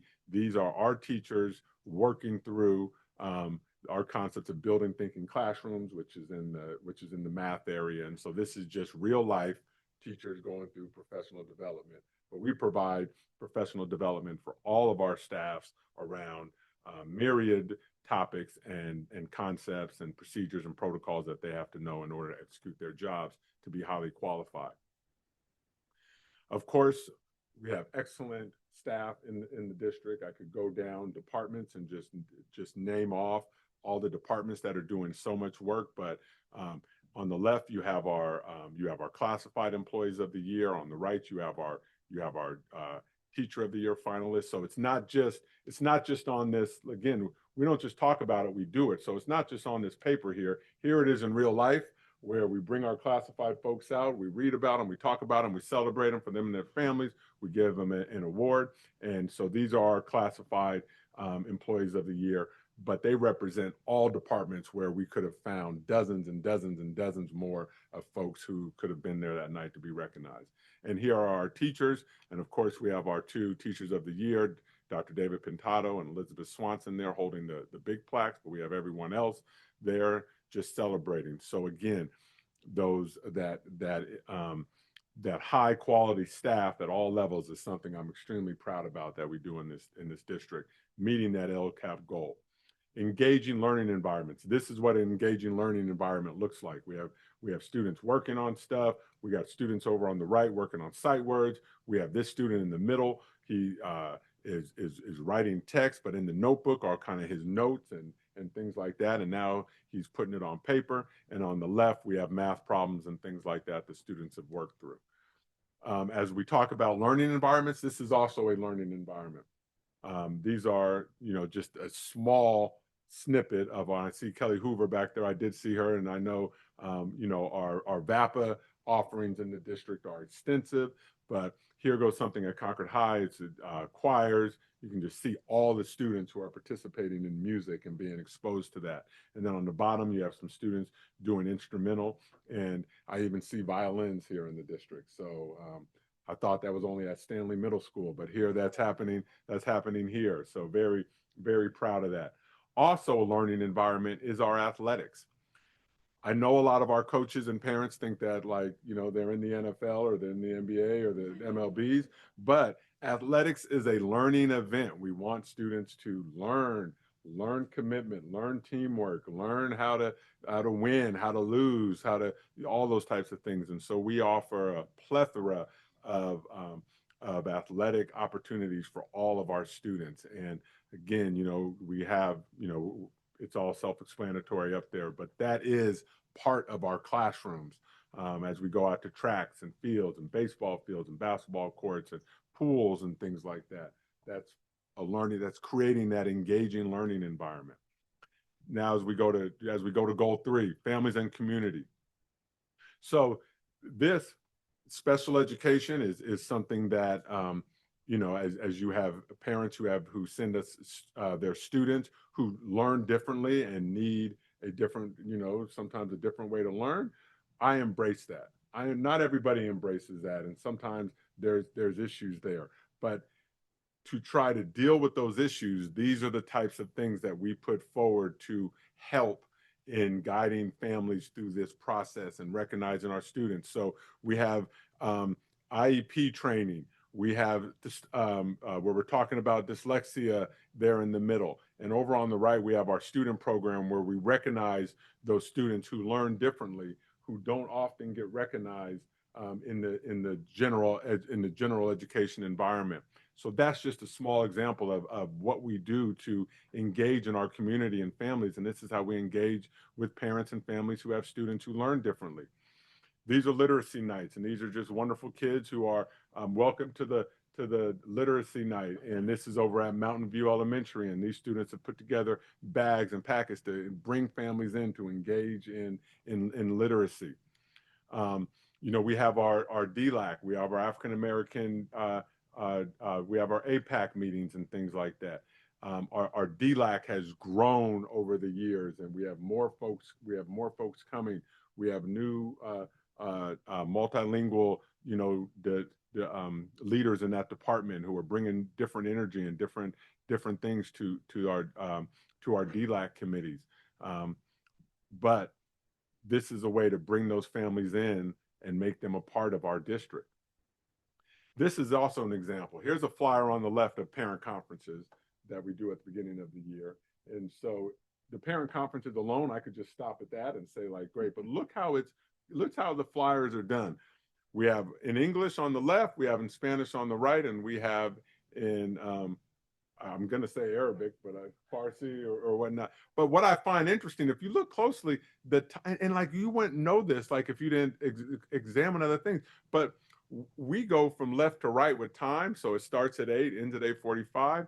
But over in here it starts at 8:40, ends at 8:30, or starts at 8:30, ends at 8 o'clock. So it's like, I don't know, but now I know that, right? And so, but look how we're connecting with our families, right? And so again, as we're trying to partner with folks, I'm giving examples of how that partnership is happening in real time. And again, this is just a flyer, but what about the meat and potatoes behind what's taking place in the flyer? And again, if I jumbled up the name and stuff, I apologize, but I'm just excited that we're doing this as a district, and we do this stuff all the time, our staffs and our teams. Here goes back to school nights on the left, and just, those aren't kids in the seats there on the left picture. Those are all parents coming in and engaging with the classrooms and what's going on. This is a breakfast. You can tell from the sunrise coming up. This is a breakfast of families bringing their students to school and creating community. Here's a family on the left. Here goes more parents there in those seats, and some of them brought their kids with them. But again, we're doing all this to partner with our families and to just let them know we need them in the educating of their kids, and that's what our LCAP says for us to do.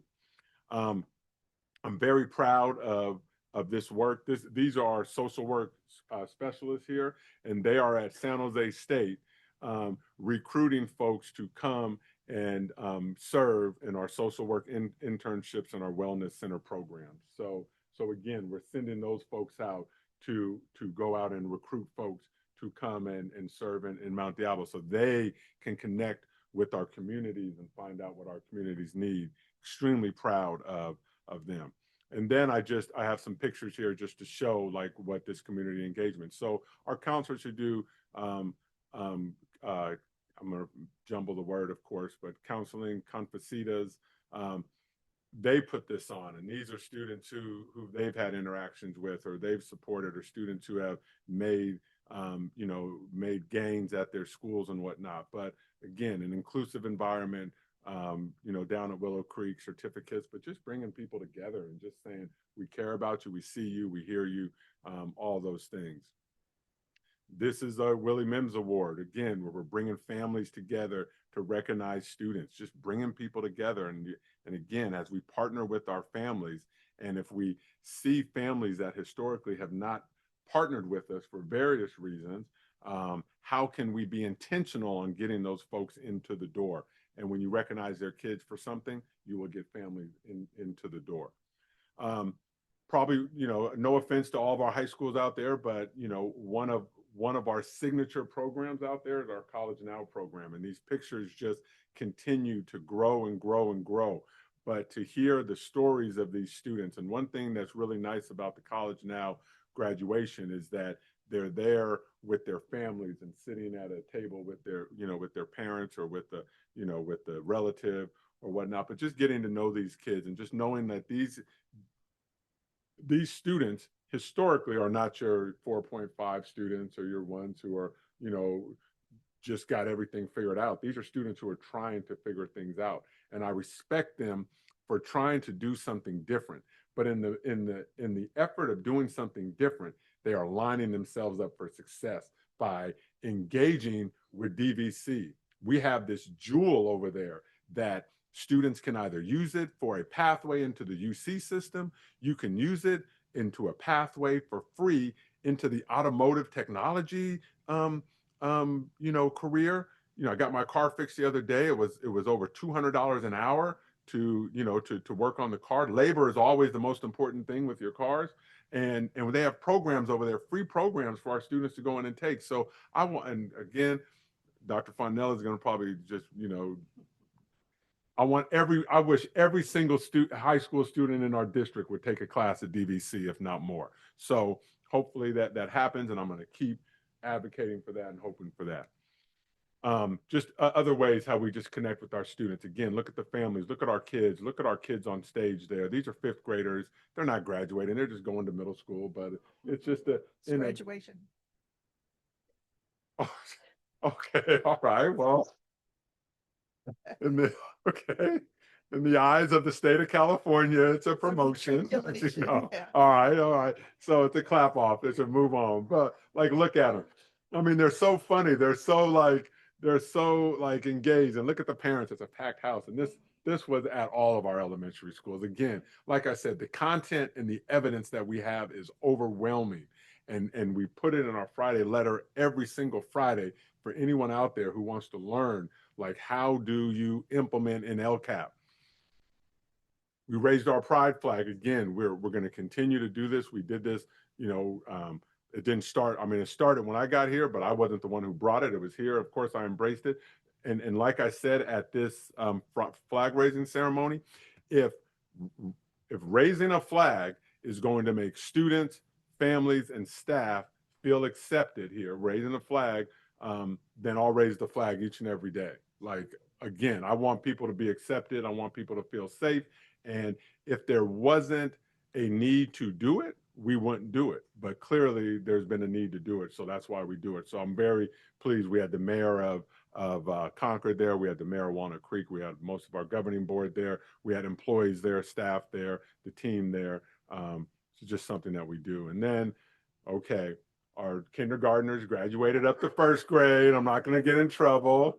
Right? So there goes the first graders. But I mean, like, look at this. So again, you know, we just want to celebrate our kids. I'm not going over LCAP goal 4 and 5. I don't want to keep you guys here all night, but that's an example of our LCAP in action. Now, are you going to see a bunch of numbers in our LCAP? You're going to see this and that, but there goes a visual thing for those who don't understand what an LCAP is.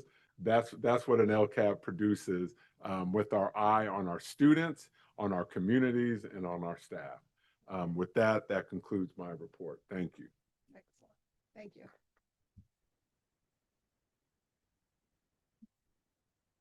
That was really beautiful. Thank you, Dr. Clark.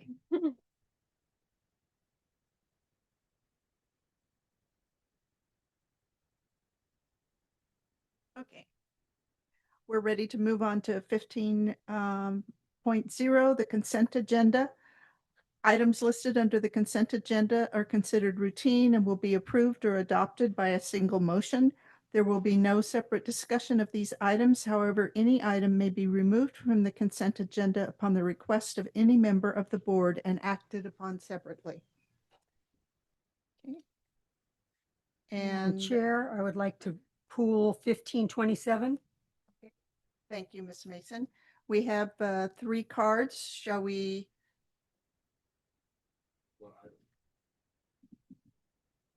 I'm figuring out how to do this. Thank you. Mr. Schneider would like to address us about 15.7 and 15.27. Mr. Schneider?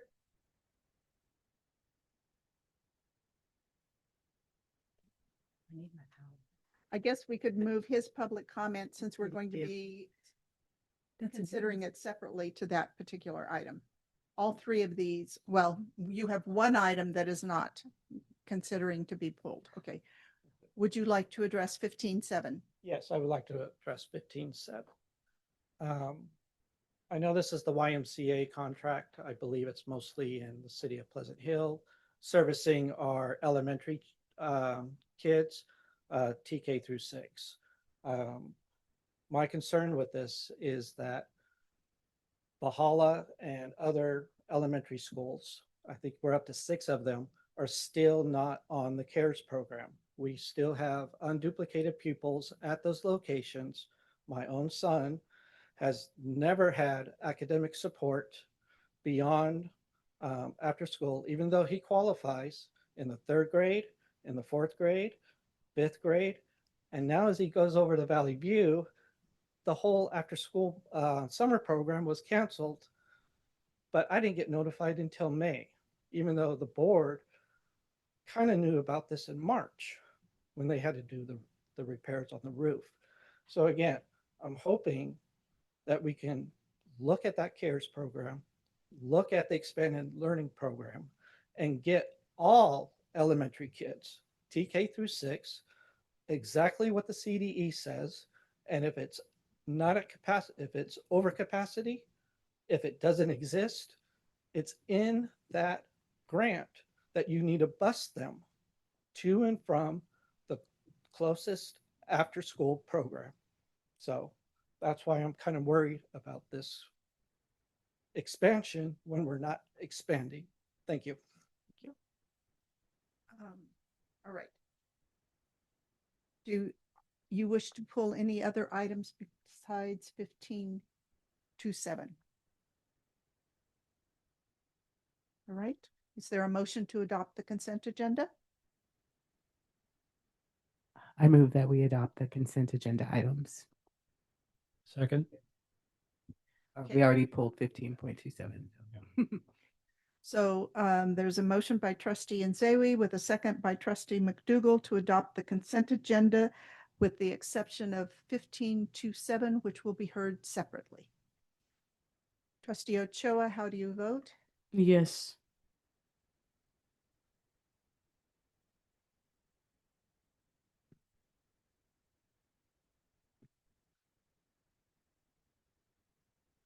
And the consent agenda is adopted on a 5-0-0-0 vote with support from trustee Ochoa.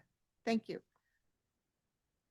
So it'll take a moment for our staff to adjust the the agenda. It is a menu. Yeah.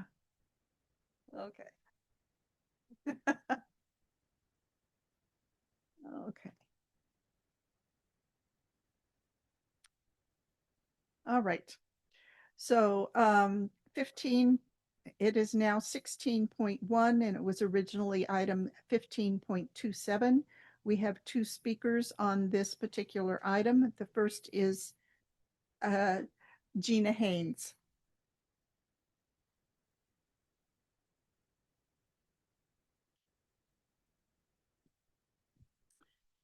Good evening, Superintendent Clark, Board President Mayo, and members of the Governing Board. I'm here tonight to formally express concern regarding the recent action of Superintendent Clark and his staff to prematurely dismiss 6 of the 8 members of the Measure J Citizen Bond Oversight Committee without proper notice, planning to assure a functioning oversight committee, in clear violation of Prop 39 accountability laws and Section 15278 of the Education Code, which legally mandates an active and functioning committee.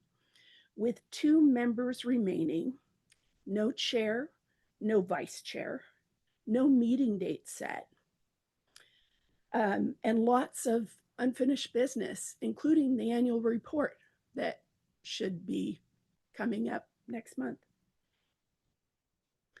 This mass dismissal appears to be motivated by a desire to silence the concerns of the Oversight Committee.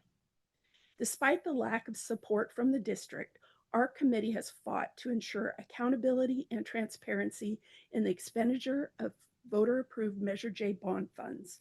Our existence is not intended to serve as a rubber stamp for poor policies or decisions, questionable award of contracts, and procurement practices that are downright criminal.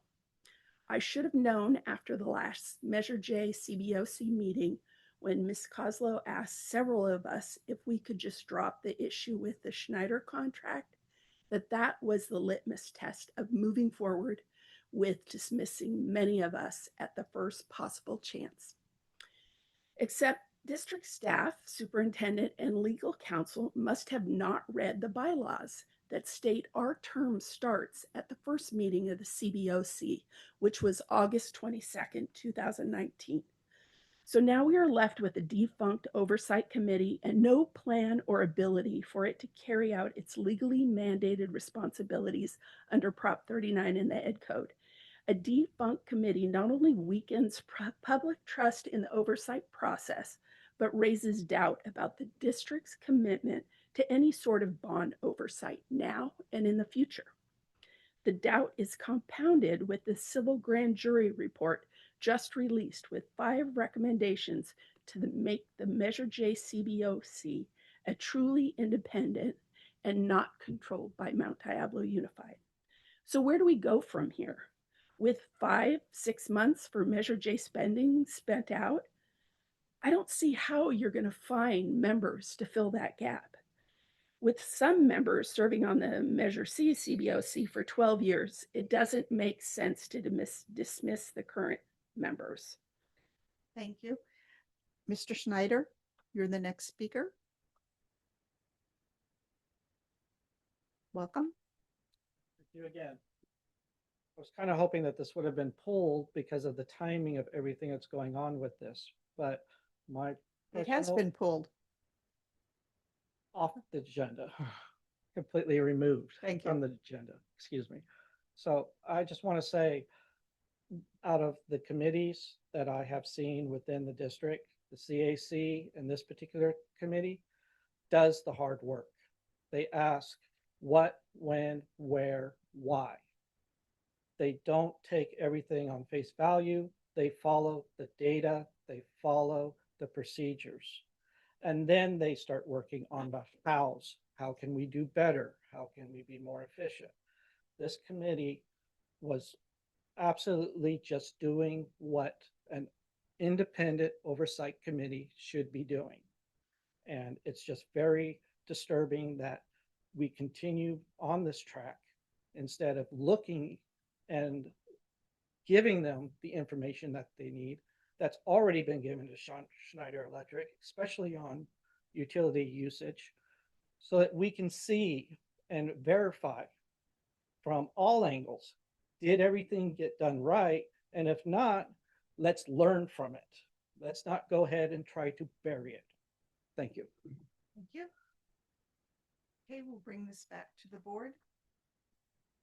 Is there a Yeah, staff since presentation? Or I probably created this problem. Gina, you and I have worked together. When the issue started coming up that there was issues and the board gets the information, I looked at it, and you know me, I'm process driven. I like my T's crossed, my I's dotted. And I said, well, wait a minute. Why have we not opened this up to other community members in like 6 years? It's supposed to be there's a term and then you reapply a term. And I didn't, in all the years I've been here, I didn't see that happen. So that's all with this. This is more me than Dr. Clark. This is just trying to get it where it should be. So we're not trying to get rid of anybody. We're just opening the process again because there might be other people that would like to serve as well. So with that in mind, I would like to make a motion that we move to approve that the board recognize and thanks the above named individuals, which are listed in our program, for their 6 years of dedicated service on the Measure J Citizens Board Oversight Committee, thereby concluding their terms as of August 21st, 2025, except that the member may continue to serve until a successor member has been appointed. So if no one else is interested and you want to continue, that's fine. So that's where we stand. And if any other board members have a comment, now would be the time. You need a second first to discuss. Second. Thank you. Now we can discuss. Let me state the motion. Well, I won't restate it because I don't have it in front of me. Trustee Mason has made a motion and Trustee Nzewe has made a second. Mr. McDougall? I think the thank you is in order for these people who are unpaid and put a lot of work into this. And we do appreciate that. So the thank you is definitely in order. What I would like to see is that we strive to make this committee as independent as possible. And I am not familiar with the education code, but I believe there is room to make them more independent. And that's what I would suggest on this, but I don't want to change the motion here. I do want to open it up for those people who will not have a replacement to continue so that we have a continuous process going on here and we don't lose any momentum. But I do want them to be encouraged in their work because it is hard work and we appreciate the fact that they're really unsung heroes. And I would like to see us strive to get them more independence in their oversight of the bond issue, because this is all taxpayer money that all of us here pay, and we'd like to have good oversight on it. Thank you. So I would like to thank Mrs. Mason for pulling this item for discussion so that the Board of Education can publicly thank Gina Haynes, John Ferranti, Mark Willis, Jay Bedicare, Jack Weir, Jim Walsh, who have served on our committee, our communities, who have served our community's interests for the maximum allowed 6 consecutive years, according to the Ed Code. We appreciate their dedication to attend at least 4 meetings a year and the frequently called special meetings by the committee chair. The committee has selected the dates of their meetings, requested information and special presentations by staff and contractors. The committee has reviewed numerous documents and has held lengthy, uncensored discussions. Their work and the information provided by staff is evidence on the CBOC webpage, schedule of meetings included in the meeting minutes, and viewable via video recordings. Besides being a thank you, this item is about highlighting the Ed Code requirements and their service and seeking new applicants to begin service on the committee, which has been discussed often by the Bond Oversight Committee. So thank you for your service. And as you heard, there is an amendment to the motion, and we will be considering it. Further discussion? Trustee Ochoa, how do you vote? Yes.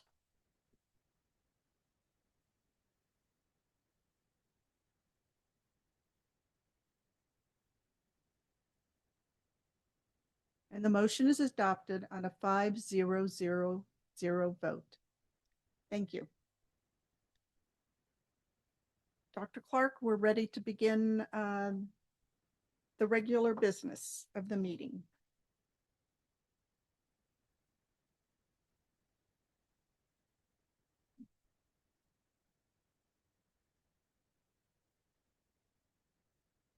So I'm going to have Christina Filios and Samantha Allen. They are going to begin the start of our public hearing in regards to the LCAP.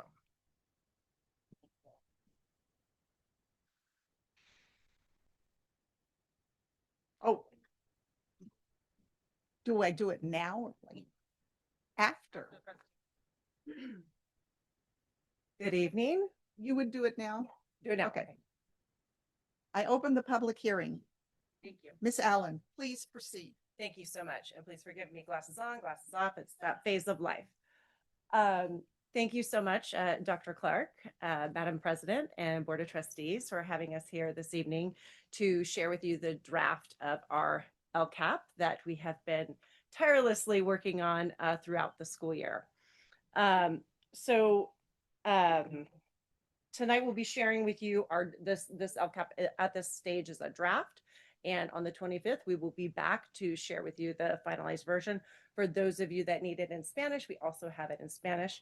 I have some good news and some bad news. The good news is that I'm going to be a little quicker than planned because Dr. Clark stole my thunder. And note to self, my part of the presentation was all about what's the LCAP. So I appreciate that. And, you know, he's always the mentor to me. And I learned next time I'll be putting pictures in my presentation. So it'll be far more interesting as you watch us present. So I will move this right along. So we're going to start with the purpose of our presentation tonight. And we are here to refamiliarize our community and our board with what the LCAP is and what it does and how we utilize this plan to improve student outcomes. So we're going to talk tonight about what is the LCAP, what is the cycle of improvement, how we use data and feedback to adjust our plan, how we use our metrics. And remember, the metrics are the tools that we use to measure our outcomes, and our goals and actions, which are the meat and potatoes of the plan. That's what we utilize every day as a team to further our students' growth academically. Okay, and forgive me, I'm going to read a little bit on this one because I want to be really succinct and make sure that you get all the parts. The LCAP is a 3-year plan supporting the needs of all students. The Local Control Accountability Plan is a 3-year strategic plan that outlines how students and districts will meet the academic, social, emotional, and equity-based needs of all students. We are currently completing year 1 of a 3-year plan. Each district LCAP must include, and so these lists you see up here are the guidelines that we follow as we build the plan. So it must include student achievement indicators, goals, actions, and their related expenditures. So you'll see those things this evening. Services that target each major student group, including underserved racial ethnic groups, low-income students, emerging bilingual students, students with unique needs, foster youth, students experiencing homelessness, and we have a new addition to our dashboard, and that group is our long-term English language learners. And if you don't mind, I want to say a little something about that. When students remain English language learners for 6 or more years without making progress in the last 2 years, California classifies them as long-term English learners. Many of you have heard the term LTELs, and that is a common way that we refer to this group of students. To support this group of students, the California State Board of Education added a new LTEL category this school year to the California dashboard, the state's tool for reporting performance and school student groups. So you will now start to see goals that are connected to this particular dashboard measure in our plan. Okay, so the LCAP is guided by the 8 state priorities, and this is really what we go over with the County Office of Education as they are auditing and providing us feedback on our plan. Number 1 is basic services. Basically, this is access to credentialed teachers, standards aligned materials, and safe facilities. Number 2, implementation of state standards, ensuring students are taught the California academic content and performance standards. Parental involvement, increasing engagement of parents and families in decision-making. Pupil achievement, academic performance in English, math, and other areas, including assessment and college readiness. Pupil engagement, attendance rates, chronic absenteeism, dropout and graduation rates. School climate, which you saw all these pictures today. This is, I don't even really need to read this to you. And school climate, suspension, expulsion rates, safety and connectedness, course access, student access to broad course of study, other pupil outcomes, additional indicators of student performance. These priorities are reflected in our LCAP goals, actions, and metrics. Progress is measured both statewide with statewide measures and our local measures, which were announced by Dr. Clark, our STAR and M-class measures, STAR math, reading and math. So another thing we want you to be familiar with is what our LCAP means by indicating unduplicated count. So the LCAP also places special focus on the needs of unduplicated pupils. Students who fall into one or more of the categories. English learners are one of those categories. Students who qualify for free and reduced price meals, and foster youth. The term unduplicated means that even if a student meets more than one of the criteria, they are only counted once for the purpose of funding. Okay. So this visual is really important, and we used this the other night at our PAC meeting, and we found that there was a really strong response to it. The visual represents the 3-year plan. We talk a lot about this plan, do, study, act, continuous cycle of improvement that we utilize through our plan. But what this shows you is that it's not one big cycle. It's multiple cycles that are supposed to feed into the next cycle, report out and adapt to the next cycle. So as you look at this, I want you to think about the adjustments that we make to the plan. We're only going into year 2. You will not see enormous changes in the plan itself.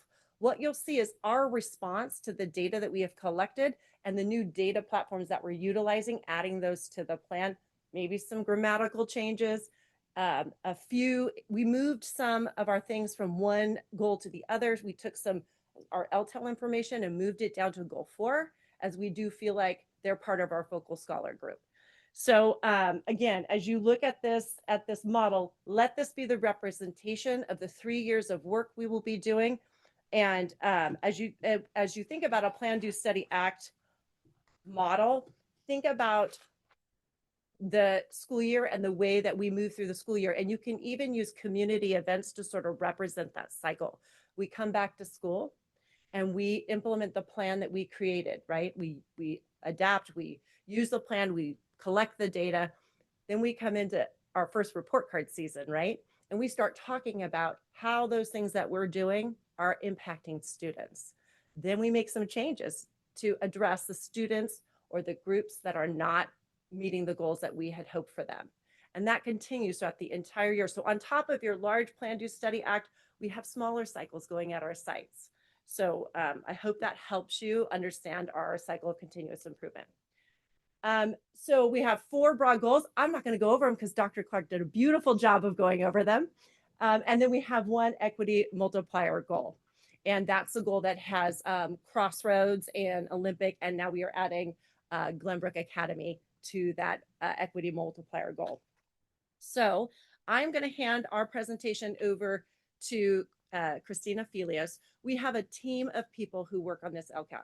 Everyone in this entire building does something that impacts our LCAP or contributes to it. So I want to make sure that I stand here and just announce how proud and appreciative I am of the team in this building who contributes to this very, very labor intensive process. That being said, it also holds us hugely accountable for our students' outcomes. And that's really important to us. So I'm going to hand this over to the person who makes the magic happen. She fills in all the blanks, Miss Christina Felios.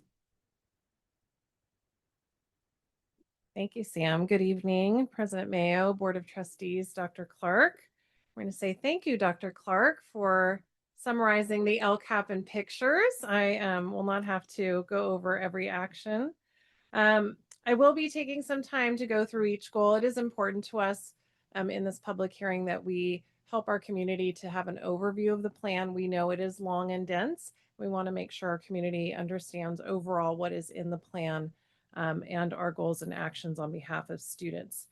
So I will go briefly through each goal. I will try to highlight what might be changed or different. I'm also going to highlight some of our educational partner priorities that came out through our various methods of engaging our educational partners. So again, as Sam mentioned, the LCAP is a 3-year plan. So what you will notice is that other than goal 5, our 4 main goals of the plan have remained the same.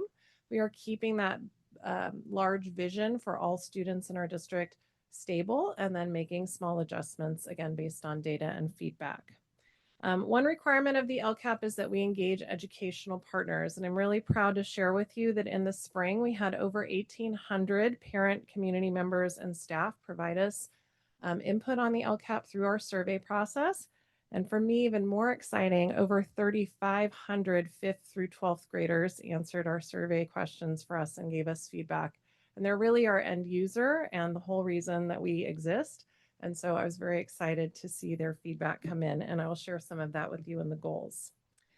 I also want to take a moment to note that this year the state has a new requirement for any LEA that is expected to have unspent LREBG, which stands for Learning Recovery Emergency Block Grant funding.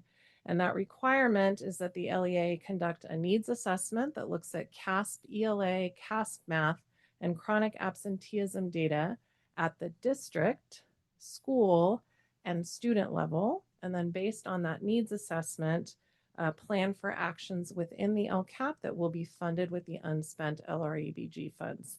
So you will see that funding in actions 1.1, 1.2, 1.4, 1.8, 1.10, and 2.1 in the LCAP. That's a new requirement.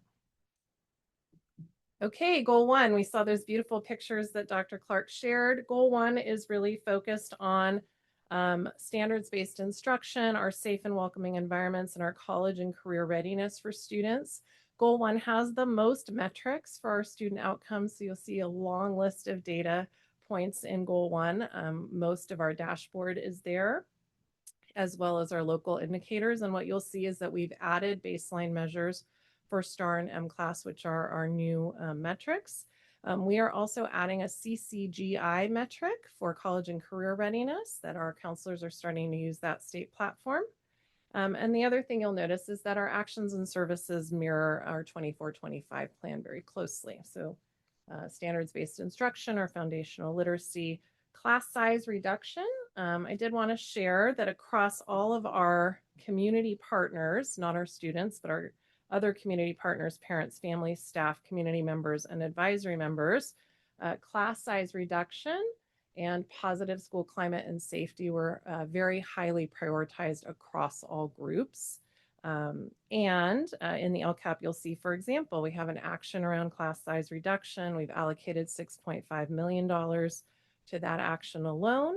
That allows us to support smaller class size averages across the district, as well as smaller electives and specialty classes.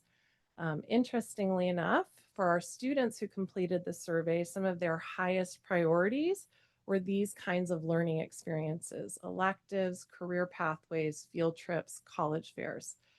So when we are able to offer classes that are a little bit smaller but specialized, we're really serving what our students are asking us. We also have, as I mentioned, our new local measures there. And in addition, as Sam was talking about the smaller cycles of improvement, in the coming year, our district support is going to be focused at our Bay Point Peter Pattern schools. We'd like to help accelerate their improvement. We have high concentrations of our unduplicated students in those schools, and we want to support the school leaders and the teachers and staff at those schools so their students can make even faster growth. Goal 2. Goal 2 is focused also on creating a safe and engaging learning environment with a focus on highly qualified staff. So many of the actions in this goal really focus on staff development and leadership development. Our actions and services are around training, coaching, supervision, our classified training, recruiting and retaining diverse staff and highly qualified staff, and our teacher induction and support program. Some adjustments to this goal are that we've added metrics for our unduplicated students in this goal. And we've added an intensive focus on Plan, Do, Study, Act improvement cycles, which our sites are working on, and even grade level teams are working on at our sites or departments. Again, our cycle of improvement is focused on theories of like starting on a smaller scale and testing theories of improvement, and then figuring out what really works for students and then scaling those. We're a very large district, so sometimes we have to work a little bit smaller and then take it bigger. And that's what we'd like to do. It's really find out what works best.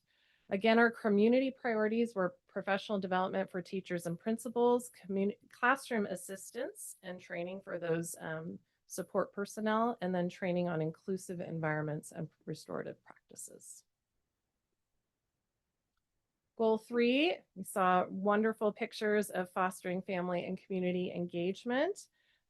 This is creating supportive partnerships on behalf of our students. And we are continuing our outreach and engagement efforts through family nights and education offerings, translation services, free and reduced cost fingerprinting, which was a high priority in our community, community liaison positions, and communication tools like Parent Square.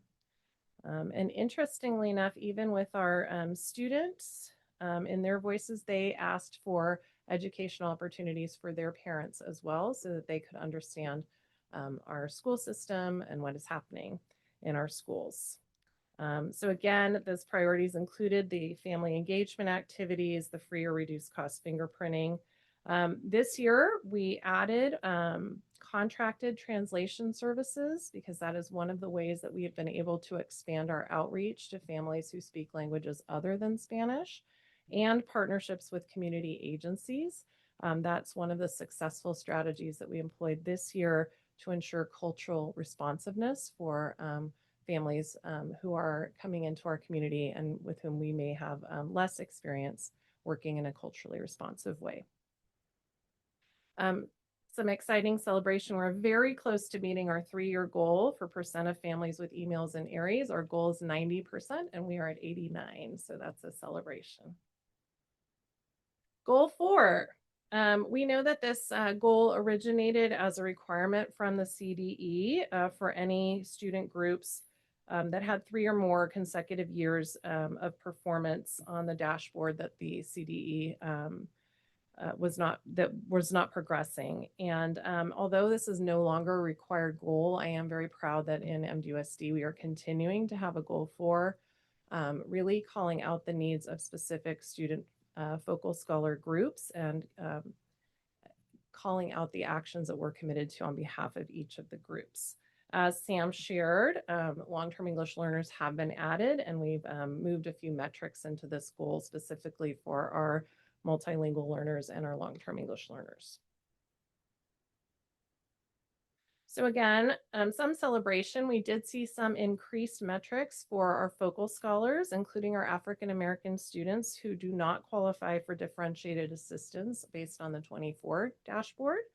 However, we still have a lot of room to grow in these metrics. So we are continuing some of our actions that have proven to be successful for our African American students, including our HBCU college fairs and college tours. We know we had some students being able to commit to schools right on the spot. One of our most successful actions has been the recruitment of families of African American students to participate on advisory panels, and in particular, the growth of our APAC groups across our district sites. So very proud of that work, and we'll continue. Supports for foster youth and students experiencing homelessness. These are student groups that qualify as our unduplicated students, and we do feel that it is an important priority to call out specific actions for them. We are very fortunate to have our SOAR office and specific personnel who are committed to working not only with our foster youth and students experiencing homelessness, but with several other family groups that need additional resources and connections in the community. Some of our metrics show decreases in data for our homeless and foster youth. They do tend to be smaller groups of students, and so the data can shift significantly. So it is important for us to continue monitoring these metrics for our students. It's very important for us to continue to have a wraparound support services and a menu of supports in all areas: academic, social, emotional, basic needs, and to, again, connect with community agencies. Supports for English learners. Again, this is a requirement for any district with 30 or more English learners and 15 or more long-term English learners. We have, I think, a little over 6,000 English learners in our district, so we're well within the range. And very proud of the focused work that our, especially our MLL department has been doing, but also the collaboration across our district on behalf of our English learner students and our long-term English learners. We are focused on professional development and monitoring reclassification metrics, and especially some support through our TOSAs and EL support teachers. We have moved the reclassification rate metric here to goal 4 so we can monitor reclassification rates specifically in this goal. And not have it in that very long list in goal 1 and get kind of buried.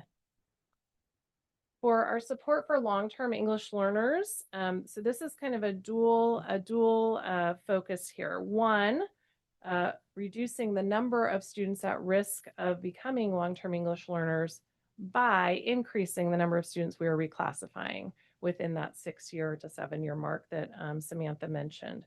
And so that we have also added a new metric here, which is monitoring students at risk of becoming long-term English learners. So for example, if a student starts in our schools in kindergarten, we would be monitoring 4th and 5th graders, 3rd to 5th graders for this metric. For our students with IEPs, later we will have a public hearing for the SELPA plan. So we have an entire plan for our services. But in addition, in our LCAP, we really want to call out that we're focused on increased training and refined MTSS processes to be able to support academic, behavioral, and social emotional needs for students at all tiers of need. And we're also going to continue monitoring how our IEPs are implemented and monitored in order to meet student needs. And then in Action 4.6, this is our supplemental funding and accountability for schools. So we do provide supplemental funding to our school sites so they can implement their own cycles of improvement and address the needs of their students through their SIPSAs. And as part, again, of our increased improvement and accountability focus and our technical assistance work, district personnel will be supporting our Bay Point feeder pattern schools and conducting these cycles of improvement.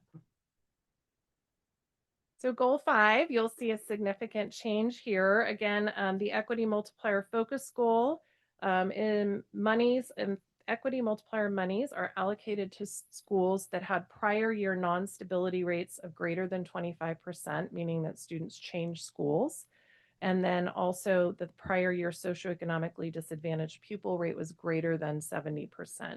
And so this year we have Crossroads and Olympic continue to qualify, and Glenbrook Academy is newly qualifying.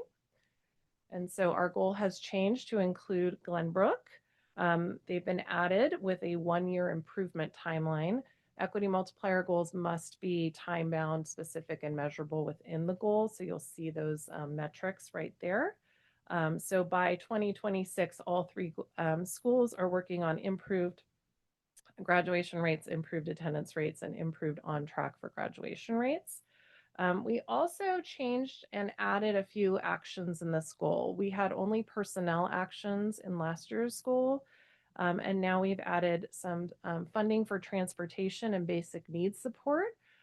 Just for example, one of the schools is interested in purchasing a washer and dryer to make sure that students have access to clean clothes and that that's not a barrier to coming to school. And then also more incentives and recognition activities to bring families in connection with school, but also to incentivize our students and recognize them when they're making that progress on attendance or earning those credits. And now I'm going to bring up Gustavo Aguilera, our Executive Director of Fiscal Services, and he's just going to very briefly explain the budget overview that's in the LCAP.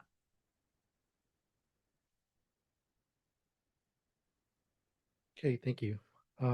So the budget overview for parents, the total projected revenue for the 25-26 school year is 470 million. The local control funding formula is the primary source, contributing 353 million, which represents 75% of all revenue.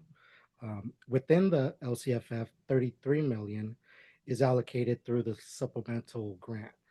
And the other funding sources include other state funds of 82.5 million, local funds of 16.7 million, and federal funds of 18.2 million. The total projected expenditures is 515 million. Of this, 67 million is directly tied to the LCAP actions and services.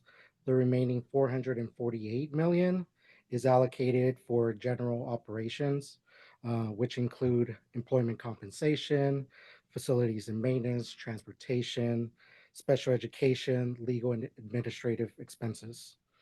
So now I'll turn it back to Christina. Or Samantha. Okay, so thank you. This concludes our presentation of our draft of the LCAP this evening, and we will remain for any questions that anybody might have. We'll just add that we are taking feedback from the community through Wednesday, June 18th at 4 p.m. You can email lcap@mdusd.org or fill out the survey that is on the community website. Thank you for the presentation. We have one speaker who would like to make some comments. Mr. Schneider.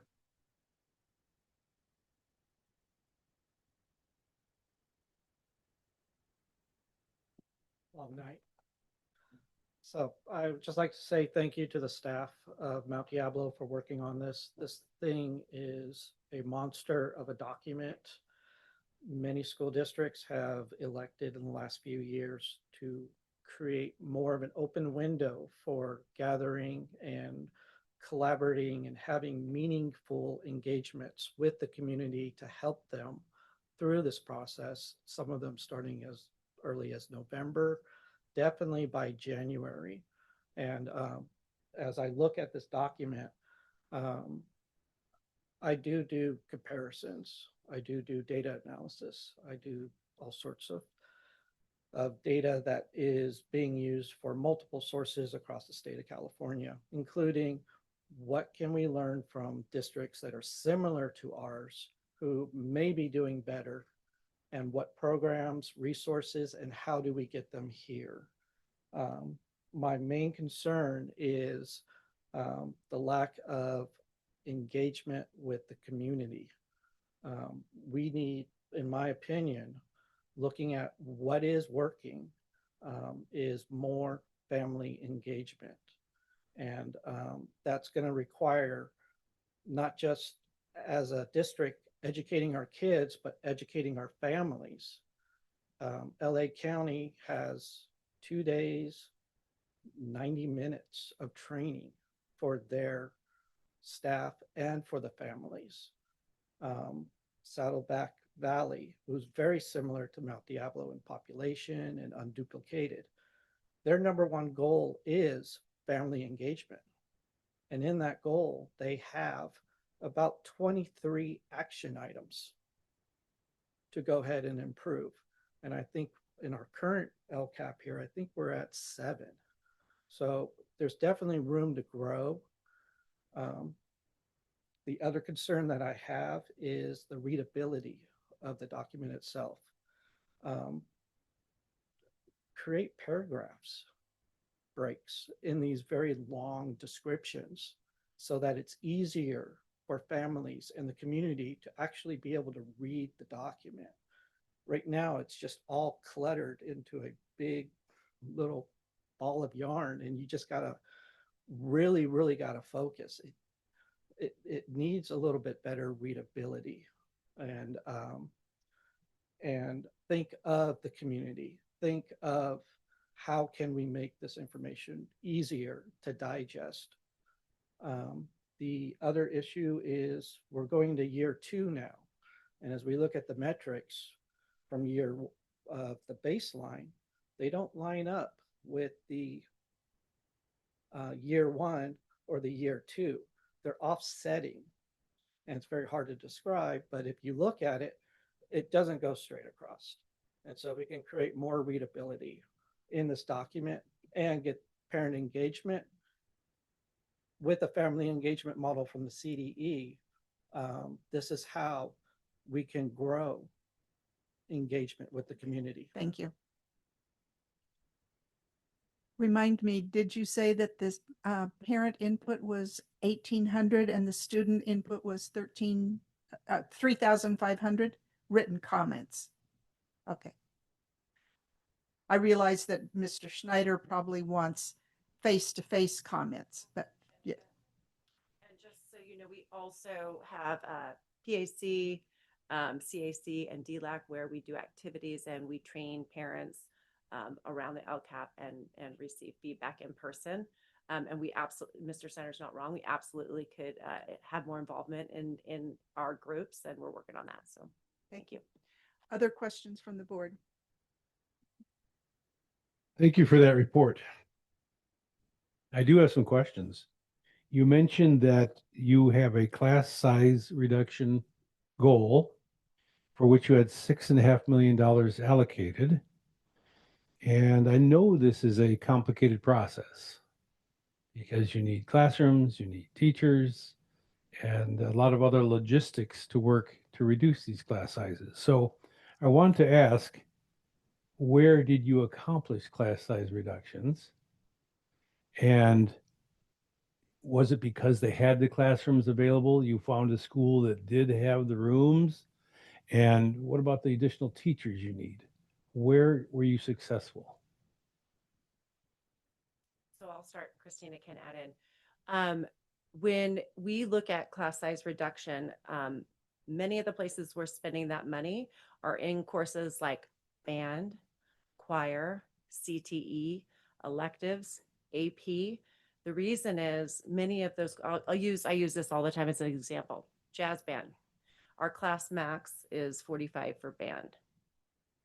Jazz bands don't run at 45. Part of that money goes to making sure that that course can run, and it has run for a long time at many of our schools. There are certain art classes that have a higher class max that we supplement so that they can meet the station requirement for like a ceramics teacher or a specialty art class, digital art class, something of that sort. There are many electives that we want to continue to provide, but we they have small class sizes, so we can't fill the classes, but we want students to have opportunities because the students want those classes. One of the things that comes up a lot are higher level, like Spanish 5 or AP. Those courses tend to not be as full, and we want to continue to offer those. We have been doing that for a long enough time now that we have teachers in classrooms, and we have been utilizing those funds to contribute to or supplement those courses for quite a while.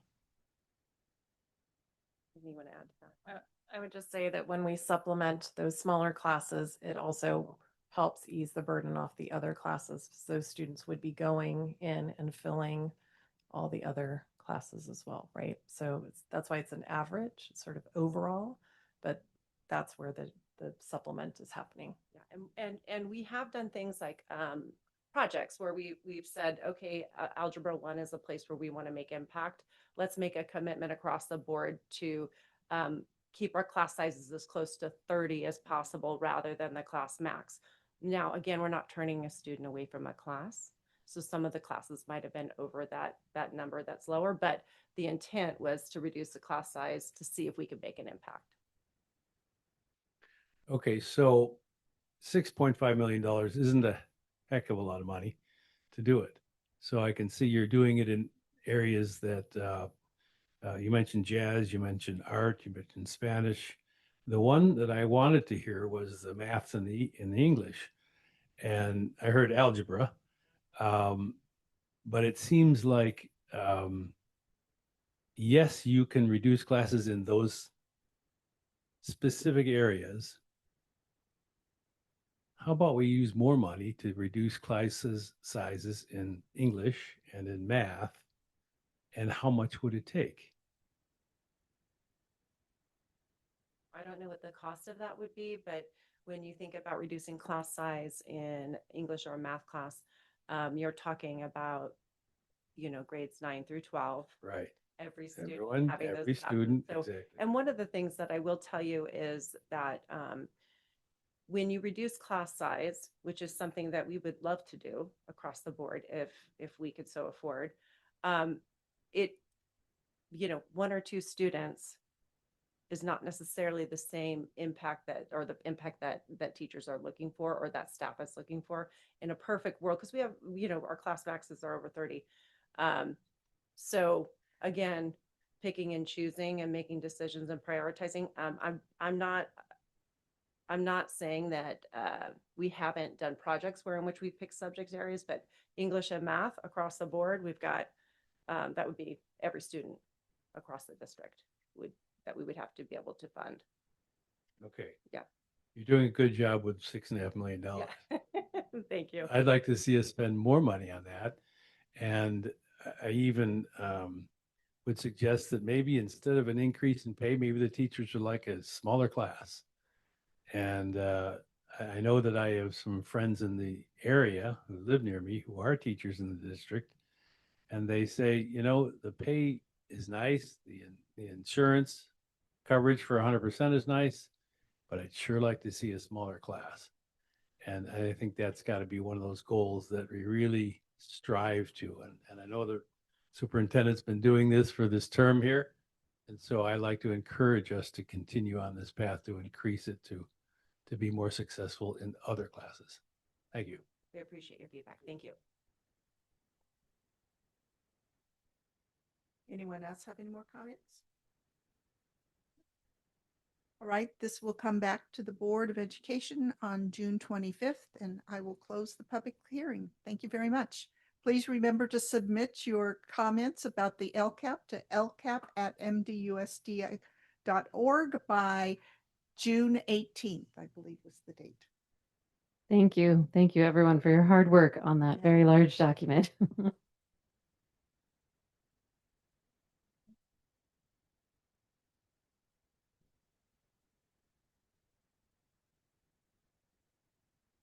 Yes, please. All right, so moving on. So I'm here tonight to present the 25-26 proposed budget and to satisfy the public hearing requirement. And I have our Executive Director of Fiscal Services with me, Gustavo Aguilera, that will help present, but go ahead.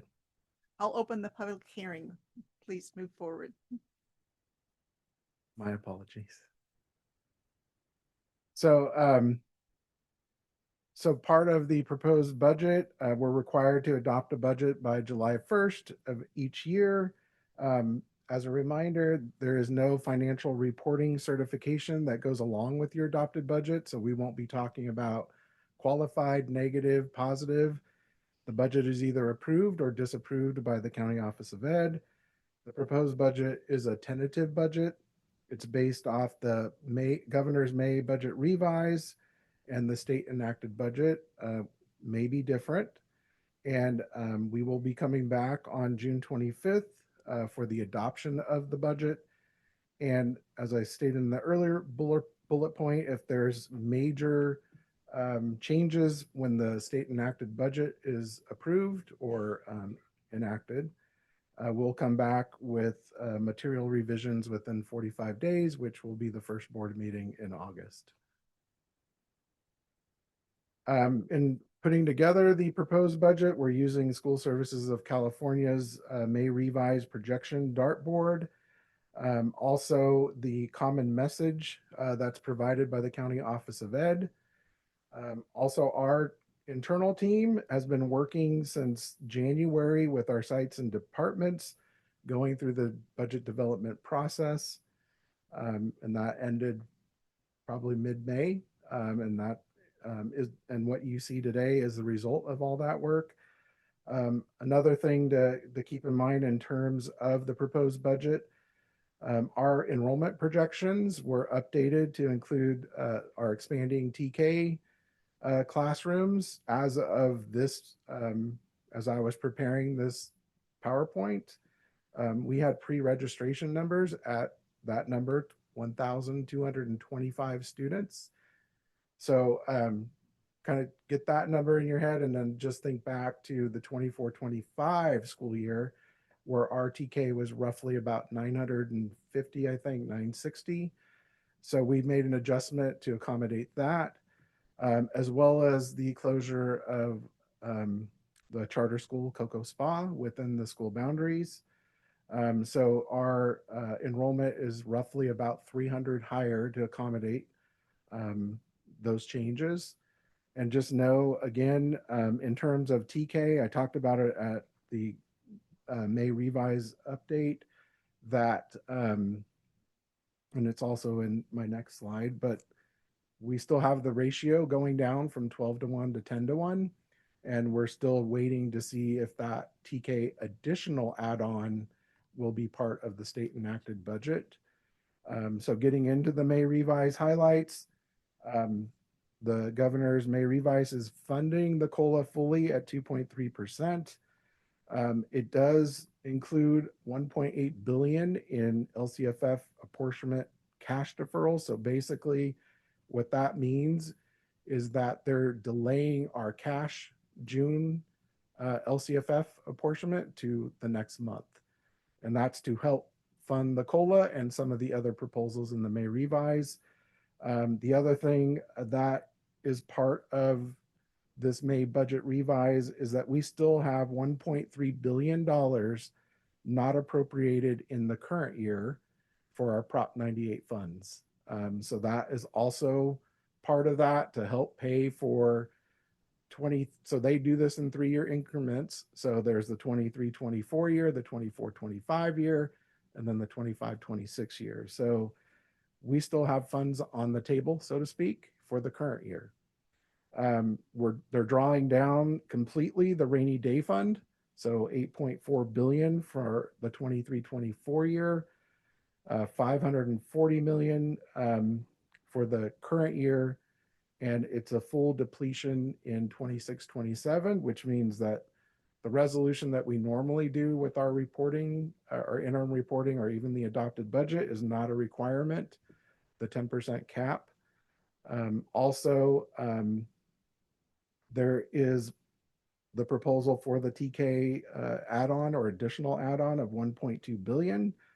But we were, the guidance from School Services as well as the County Office of Ed was to not budget that. So that is not included in the proposed budget.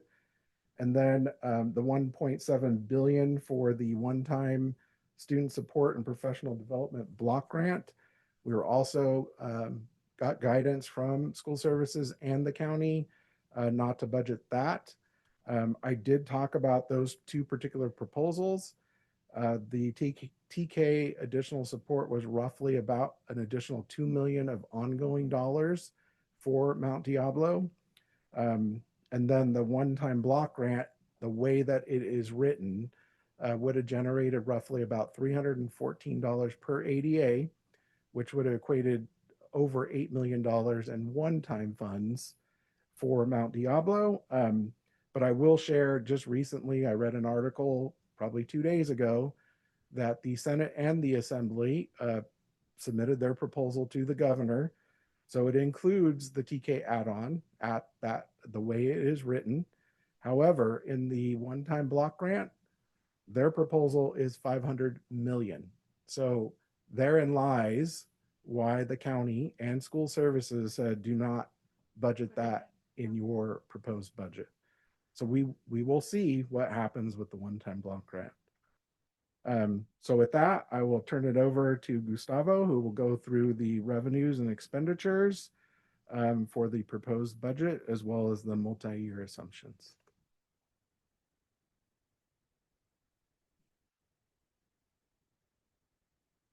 Okay, thank you, Adrian. So the unrestricted revenue totals 371 million, which is 95% of the unrestricted revenue that comes from the local control funding formula. And the combined total revenue is 470 million, which is 75% of the LCFF that contributes to the total revenue. About 4% for the federal revenue, about 17.5% for state revenue, and about 3.5% for the local. The total proposed expenditures amounts to 515 million. 92% of the unrestricted budget is for salaries and benefits. Here's a visual of these expenditures in percentage.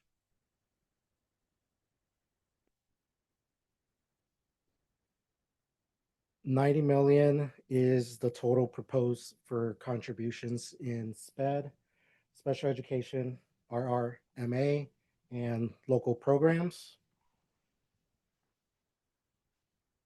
Here's a summary of Fund 01.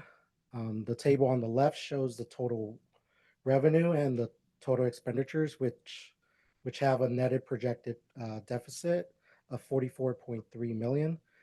The table on the right shows the components of ending fund balance with commitments and assignments with a projected ending fund balance of 114 million. This table provides fund balance changes for all of the district funds.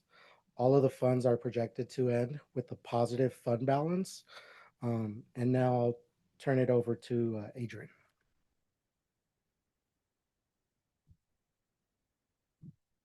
Wow, he went through those slides pretty quick.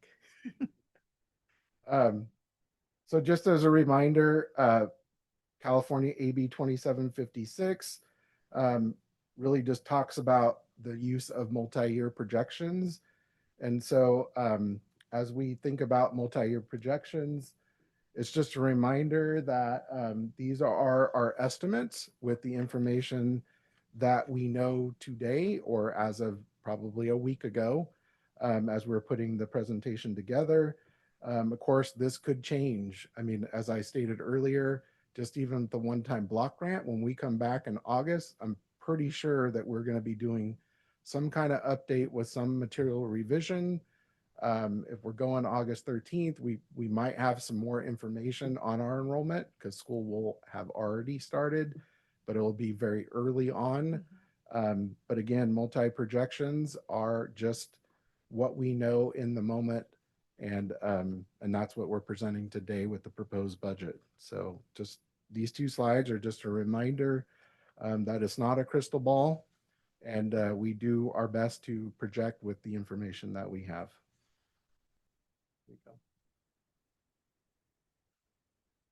Okay, for the out years, 26, 27 and 27, 28, we are projecting relatively flat enrollment and ADA at 93%.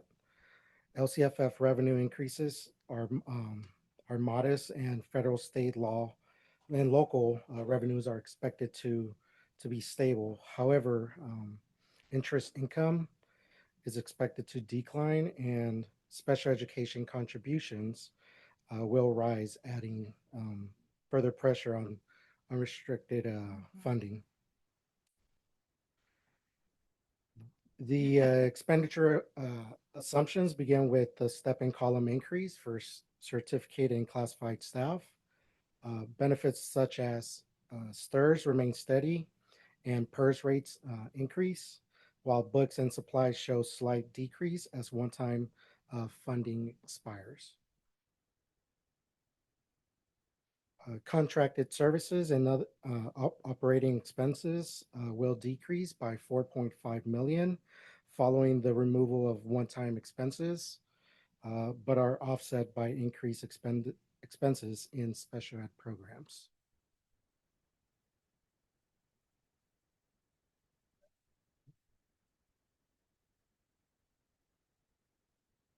So I do want to point out one thing in terms of the multi-year projections. For contracted services, we are including almost $1.5 million for liability insurance.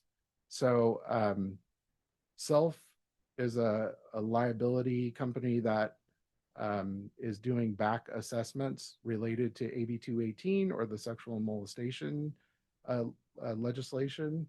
So our bill that we received in May, so it was probably the third week of May, was roughly $2.6 million. So it was the fourth assessment.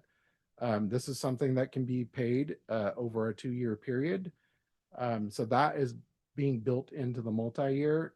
Just to give you a reference, the prior 3 assessments on average for Mount Diablo was roughly about $1 million.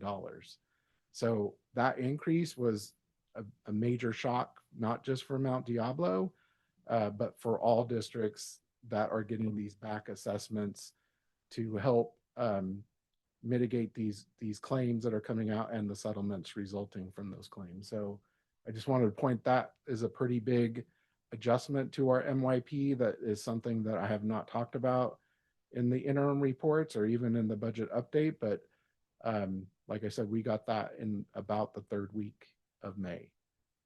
So I just want to point out, like, you know, there are some major things that go on and that can cause the budget to change.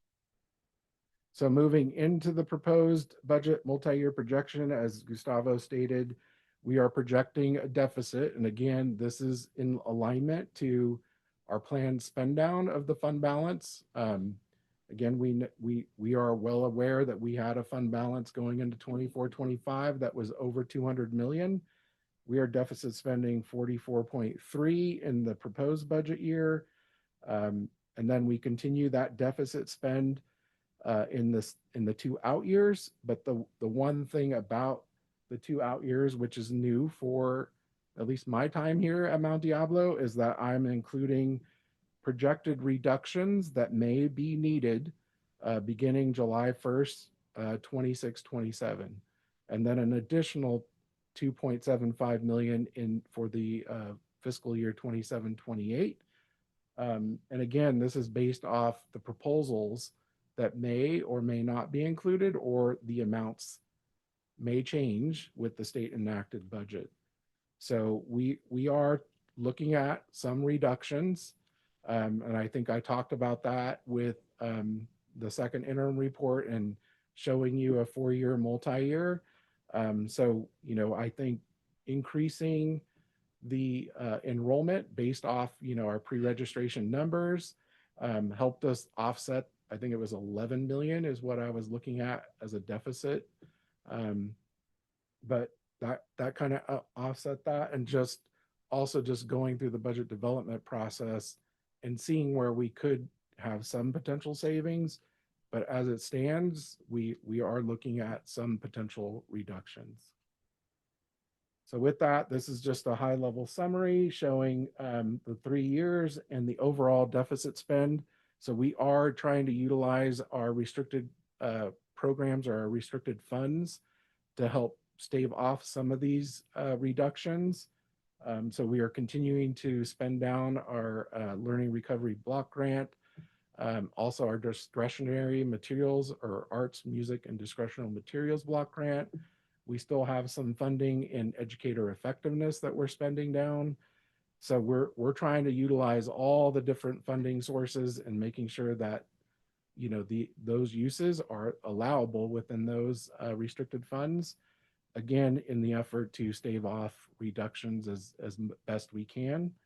But again, you see that we are deficit spending, and if those proposals don't go through as written, then that we will figure out what we need to do in terms of reductions. But when we come with the proposed budget, more than likely it will be accompanied with a resolution basically saying that we are committed to looking at reductions if needed with a projected amount. So right now I'm looking at 2.75.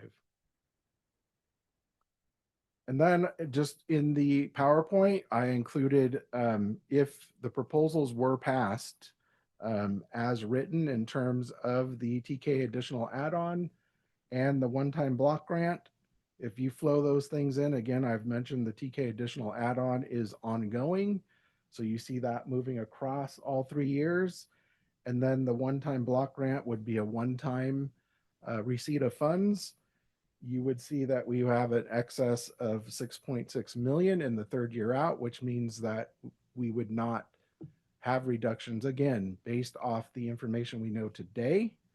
But there's a lot of things that, and then here's just a summary of that with the proposals going through. But in terms of the future, I think we're all kind of watching, how the state budget's going to pan out in terms of, we still have LA County that's delayed or had the delayed tax returns. And if I remember school services, they make up 20% of our personal income taxes. So we still have that that's still out there. I think the number one thing that everybody is talking about is the federal policy changes. I just read an article this morning about President Trump's, proposals and all of the different types of funding that's on the chopping block. And we just don't know. Granted, school services put out, they've never passed a budget on time at the federal level, or they've passed it 4 times in the last 51 years. So I will share that school services said at this moment, I would not make any adjustments to your federal revenues, just because it's going to play out a lot longer at the federal level than it will at our state level. And I think that if they felt like it was in jeopardy for the 25-26 year, they would have advised us not to include it. But what the future holds, we don't know.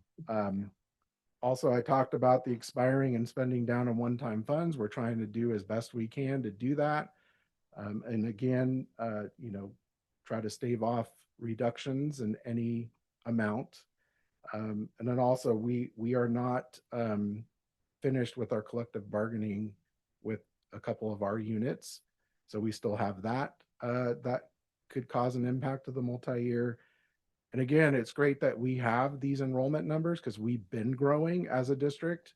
But we also have to deal with student absence rates. And it was great to share, P2 came in at 93% of our CBEDS enrollment. I don't know that a lot of districts can say that, they can hold their enrollment like that at P2, but we're still using that as an assumption. And again, the rising cost pressures, I just mentioned the self-assessment for liability insurance. And then we have utilities that are always going up as well as our health benefits. So moving forward, our next steps will come back on June 25th to adopt the budget. We'll wait. The state enacted budget we'll know by July 1st. We'll come back with a 45-day revise with any material revisions in August. Then September, we'll present the unaudited actuals. So we'll be closing the books in the months of July and August. And then December, we're starting all the interim reporting again. We'll submit our audit to the state controller's office in December, as well as present first interim.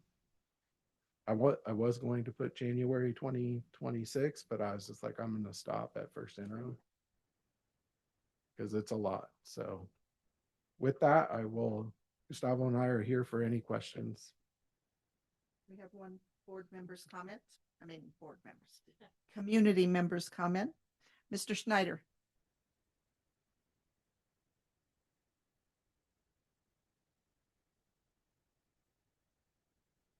Thank you for that. The way that California's public schools and how they are transparent with district money, it doesn't really flow down into the LCAP, and it doesn't flow into the actual schools, where communities and families really want to know when they start seeing when there's extra money or if there's coming cuts, how is the district going to make sure that this is going to be equitable if we are having to start to do cuts?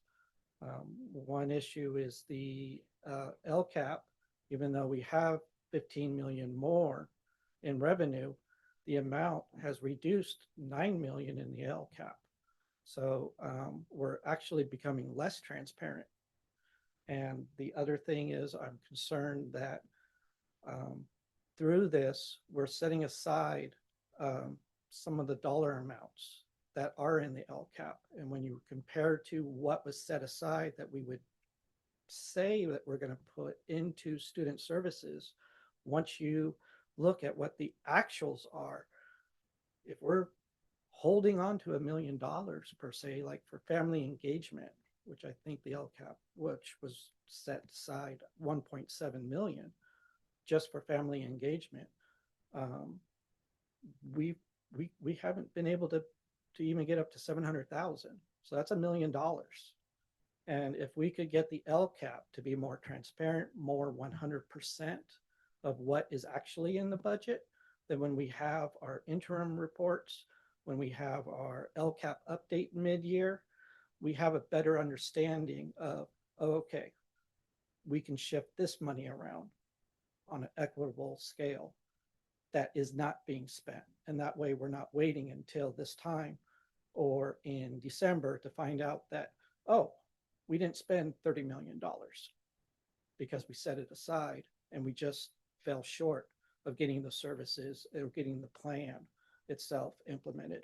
So I'm just want to be sure that once you do this, it's just more transparency, and it's much more relatable to the community as to, yes, we understand this is what the district has, but how does that relate to my school?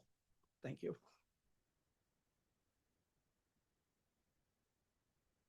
Trustees, do you have questions? A comment. My compliments to you guys.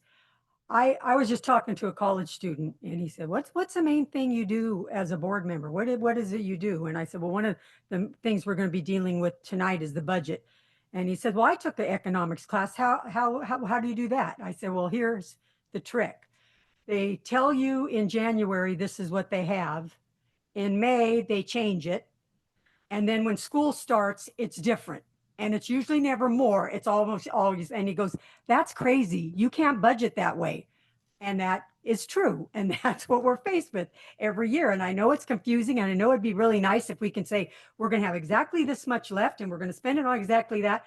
That is not the world we live in. So I appreciate you guys giving us as much information as you do so we can respond to the public when they don't understand why we can't just divide it into little neat pots of money and spend it here and there. But that's not the normal reality. And now our abnormal reality, knowing not what's going on in Washington and how that's going to affect us, we're just trying to keep the doors open right now.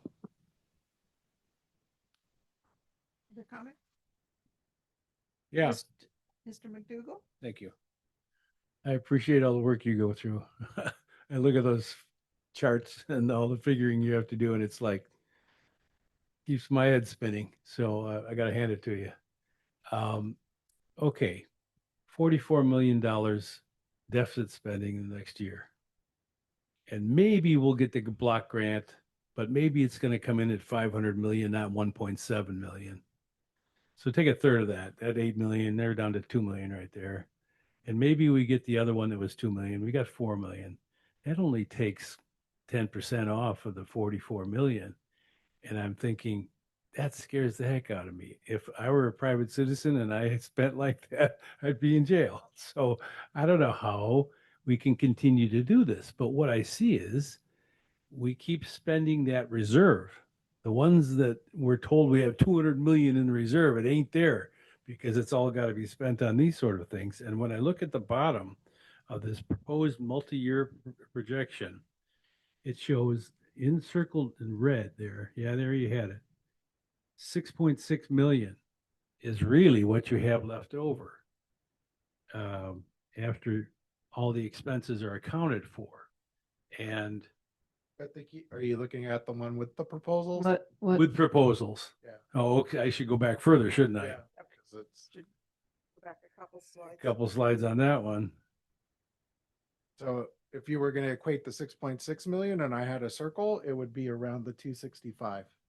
265,000. Right.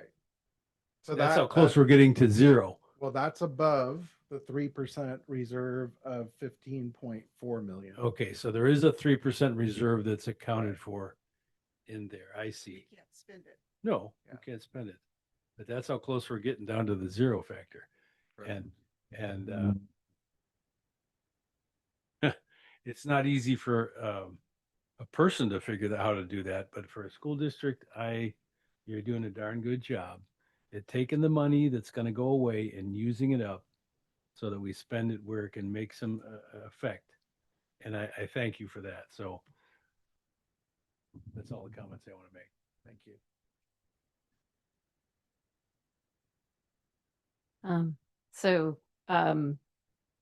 Couple of things. One is I want to say thank you for looking very carefully for what adjustments you can make to find the money. So the fact that you were able to make an adjustment in our enrollment to be able to find $11 million is huge, right? And so making sure that we're making every little adjustment that we can is incredible.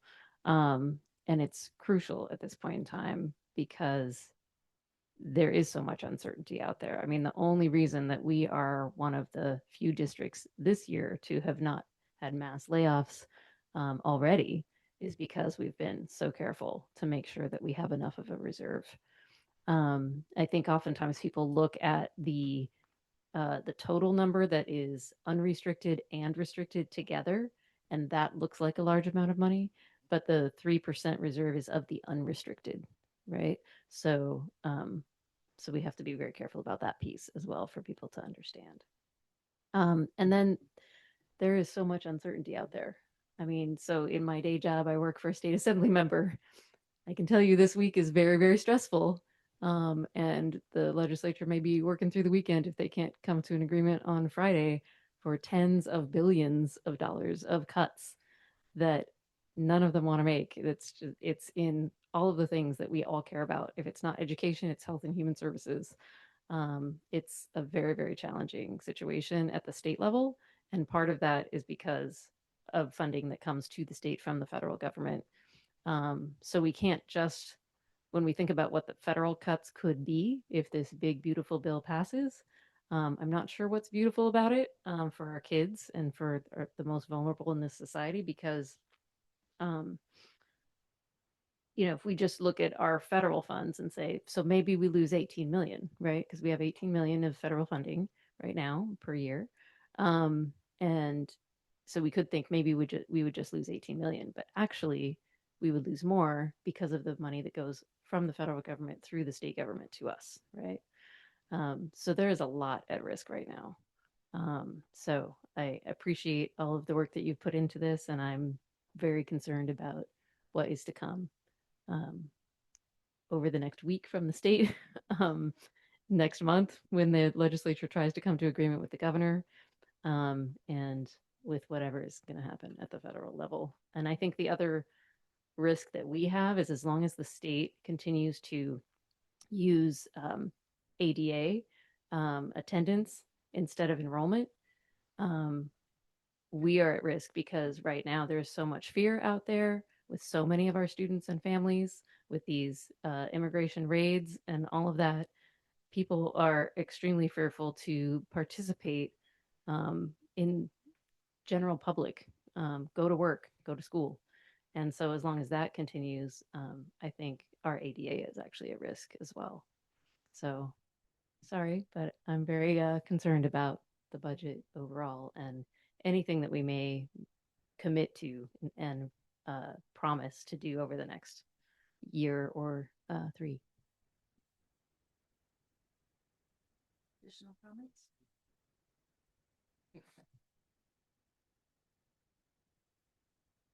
Well, thank you. All right. Thank you very much for the presentation. I will close it. Give me a minute. Thank you. There are too many people telling me what to do. I'm the president. I apologize.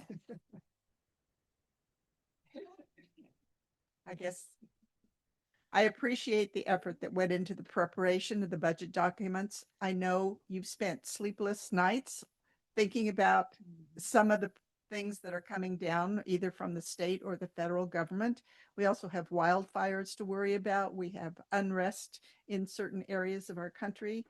And who knows, we might have another earthquake. So we won't jinx it, right? You're worried about those things. My husband's worried about earthquake bracing and firestorms. We all have different things that we're worried about, and our budget is critical. And thank you for the efforts that went into preparing this. All right, I'll close the hearing. Next item, SELPA. Do we need a meeting extension? Because we have like Okay. a gazillion more. There are 1, 2, 3, 4, 5 more, 6 more items. Mm-hmm. And maybe more. I know.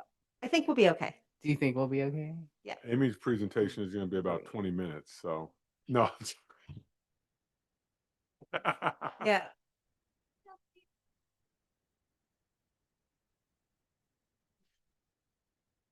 All right, also need to Amy, give- you're on.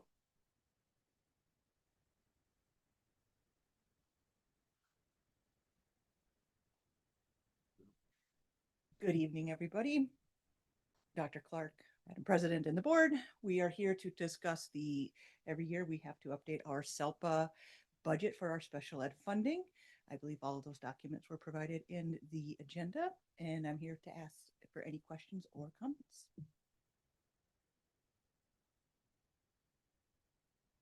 I reviewed them. We also discussed them at CAC. Correct. On page 62, I'm wondering, no, I'm joking. I'm joking.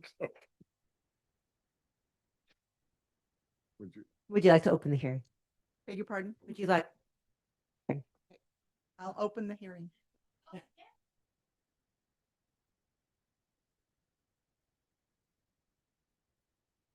Are there any comments? Are there any comments from the board? Thank you. I'll close the public hearing.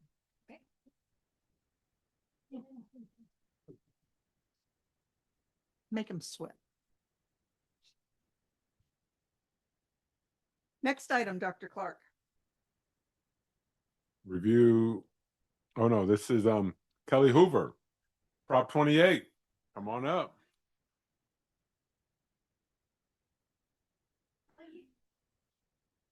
Good evening, Dr. Clark, Board Trustees.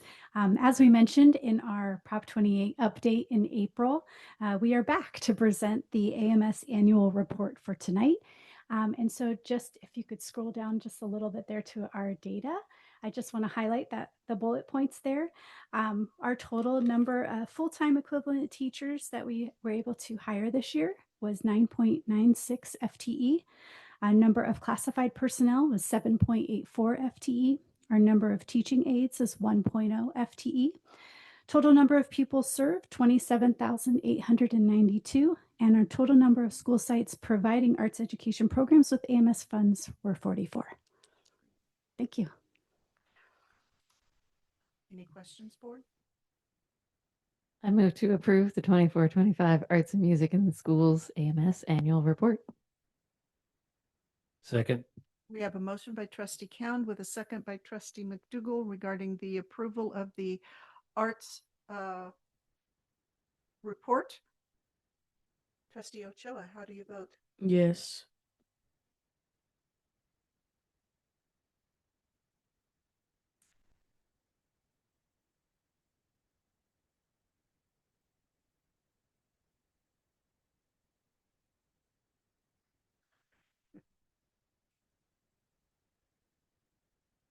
While they're waiting, what's the dollar amount on almost 10 teachers?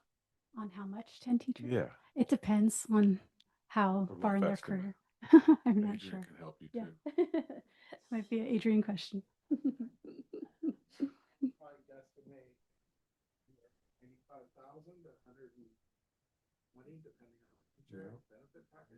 Great. Thank you. Yeah.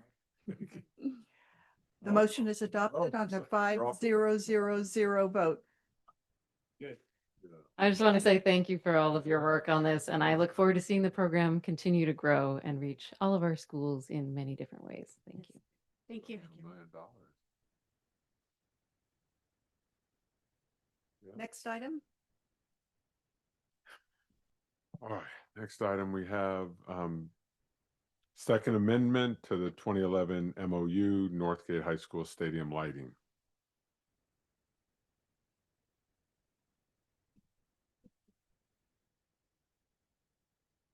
I'm not used to standing over here. This is an amendment to an MOU between Northgate High School and its neighbor or the condo association. It only involves those two parties to recognize all the changes in sports and times when kids play sports, and also adjustments for the start time of school. We request your approval of the second amendment. Right. I'll take questions.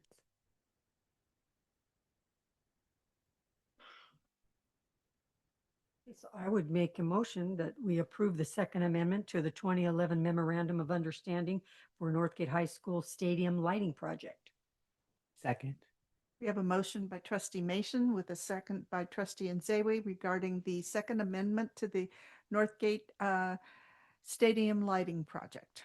Trustee Ochoa, how do you vote? Yes. Thank you. All right. Motion is adopted on a 5-0-0-0 vote. Thank you very much. Thank you, trustee Ochoa. All right, President Mayo, we have 18.6, which is review and potential adoption of revised developer fee certificate form. And I believe we have Gustavo for that one, or Adrian? Gustavo?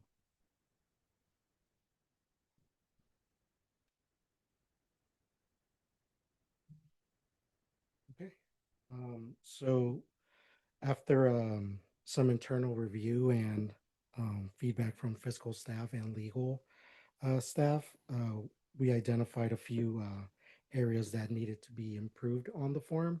So we're bringing forward the revised developer fee certificate form for approval.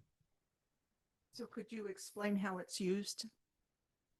So it's the developer fee form is used to certify and document the amount of developer fee and or defer in connections with real estate development.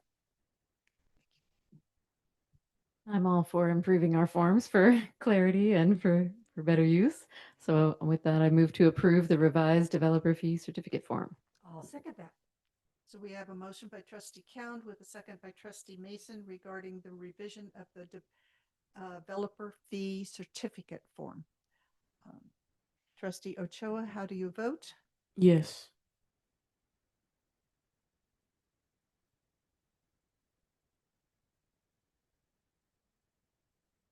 And the motion is adopted 5-0-0-0. Thank you very much. Trustee Ochoa.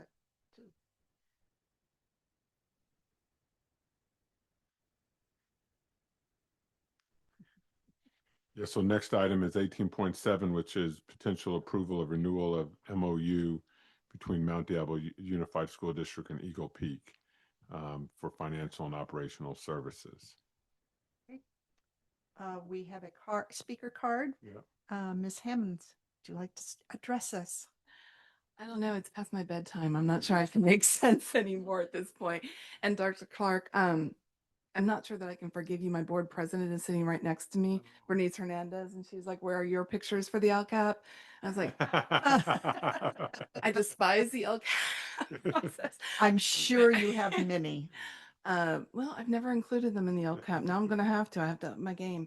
But I just wanted to come and say thank you for the continued relationship with Mount Diablo, and especially in the times that we have to know that we have an educational partnership with a school board that reflects what we want to reflect for students and give the same kind of atmosphere that we give, and to have the opportunity to provide Montessori education in the public setting as well. We're finishing up our 24th year, Linda, and next year will be our 25th. So we're going to be looking for some celebrations. I want to thank Adrian and Gus, nice to meet you face to face, and Suzanne for their help on this. And hey, Melanie, if you want to come play Gaga Ball, just come on over. So, but thank you very much for the continued relationship. We appreciate you. And I do have two board members. Bernice Hernandez, who's our board president, is here, and Maddie Carson, who's our one of our community members, is here as well. Thank you. Thank you for attending tonight. I know it's been lengthy. Trustees, do you have any questions, or we ready for action? I'm ready to make a motion that the board move to approve the MOU between the district and Eagle Peak Montessori School for financial and operational services through the June 30th, through the June 30th, 2027. And just want to say thank you all. It's wonderful to see you here. Thank you for your longtime partnership. I think Eagle Peak is one of those examples of what we look for in a charter school, right? Something that's very specific, differentiated, like Montessori, that really works locally in the community with the school district. So thank you. I'll second that. Right.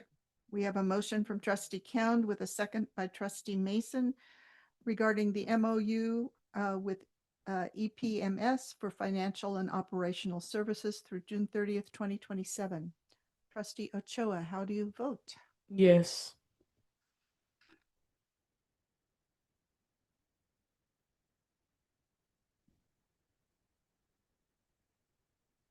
And the motion is adopted on a 5-0-0-0 vote.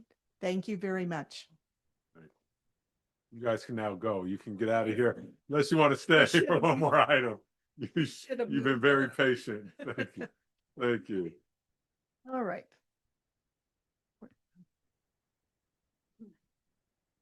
Are we moving?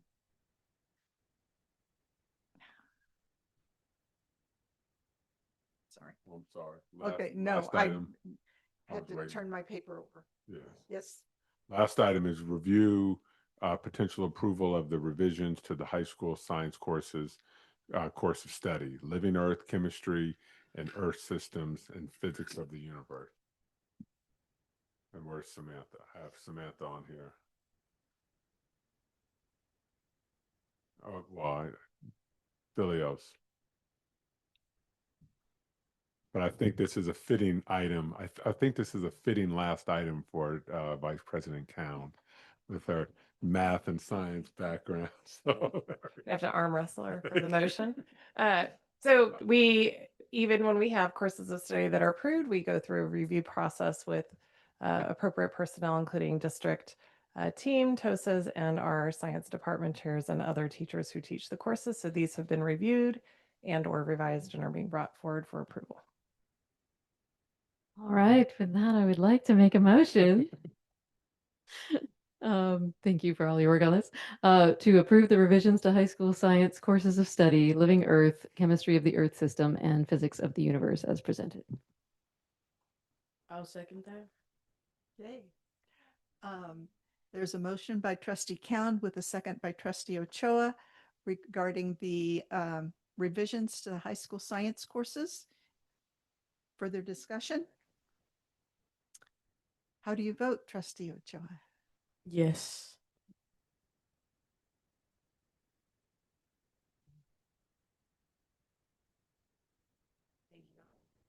Motion is adopted on a 5-0-0-0 vote. Thank you, everyone. One off for the science classes you took.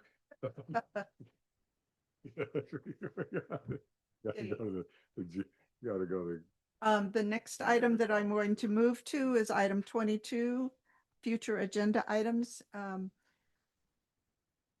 Do you have any items you wish to consider for future? Well, we got one more. I have no future agenda items. Wait a minute, we've got, You're not allowed to speak. all right. I guess you want me to adjourn the meeting, huh? That would be good. Power is in my hands. Thank you, Trustee Ochoa. Thank you, Trustee Cowan. The meeting is adjourned. We have some documents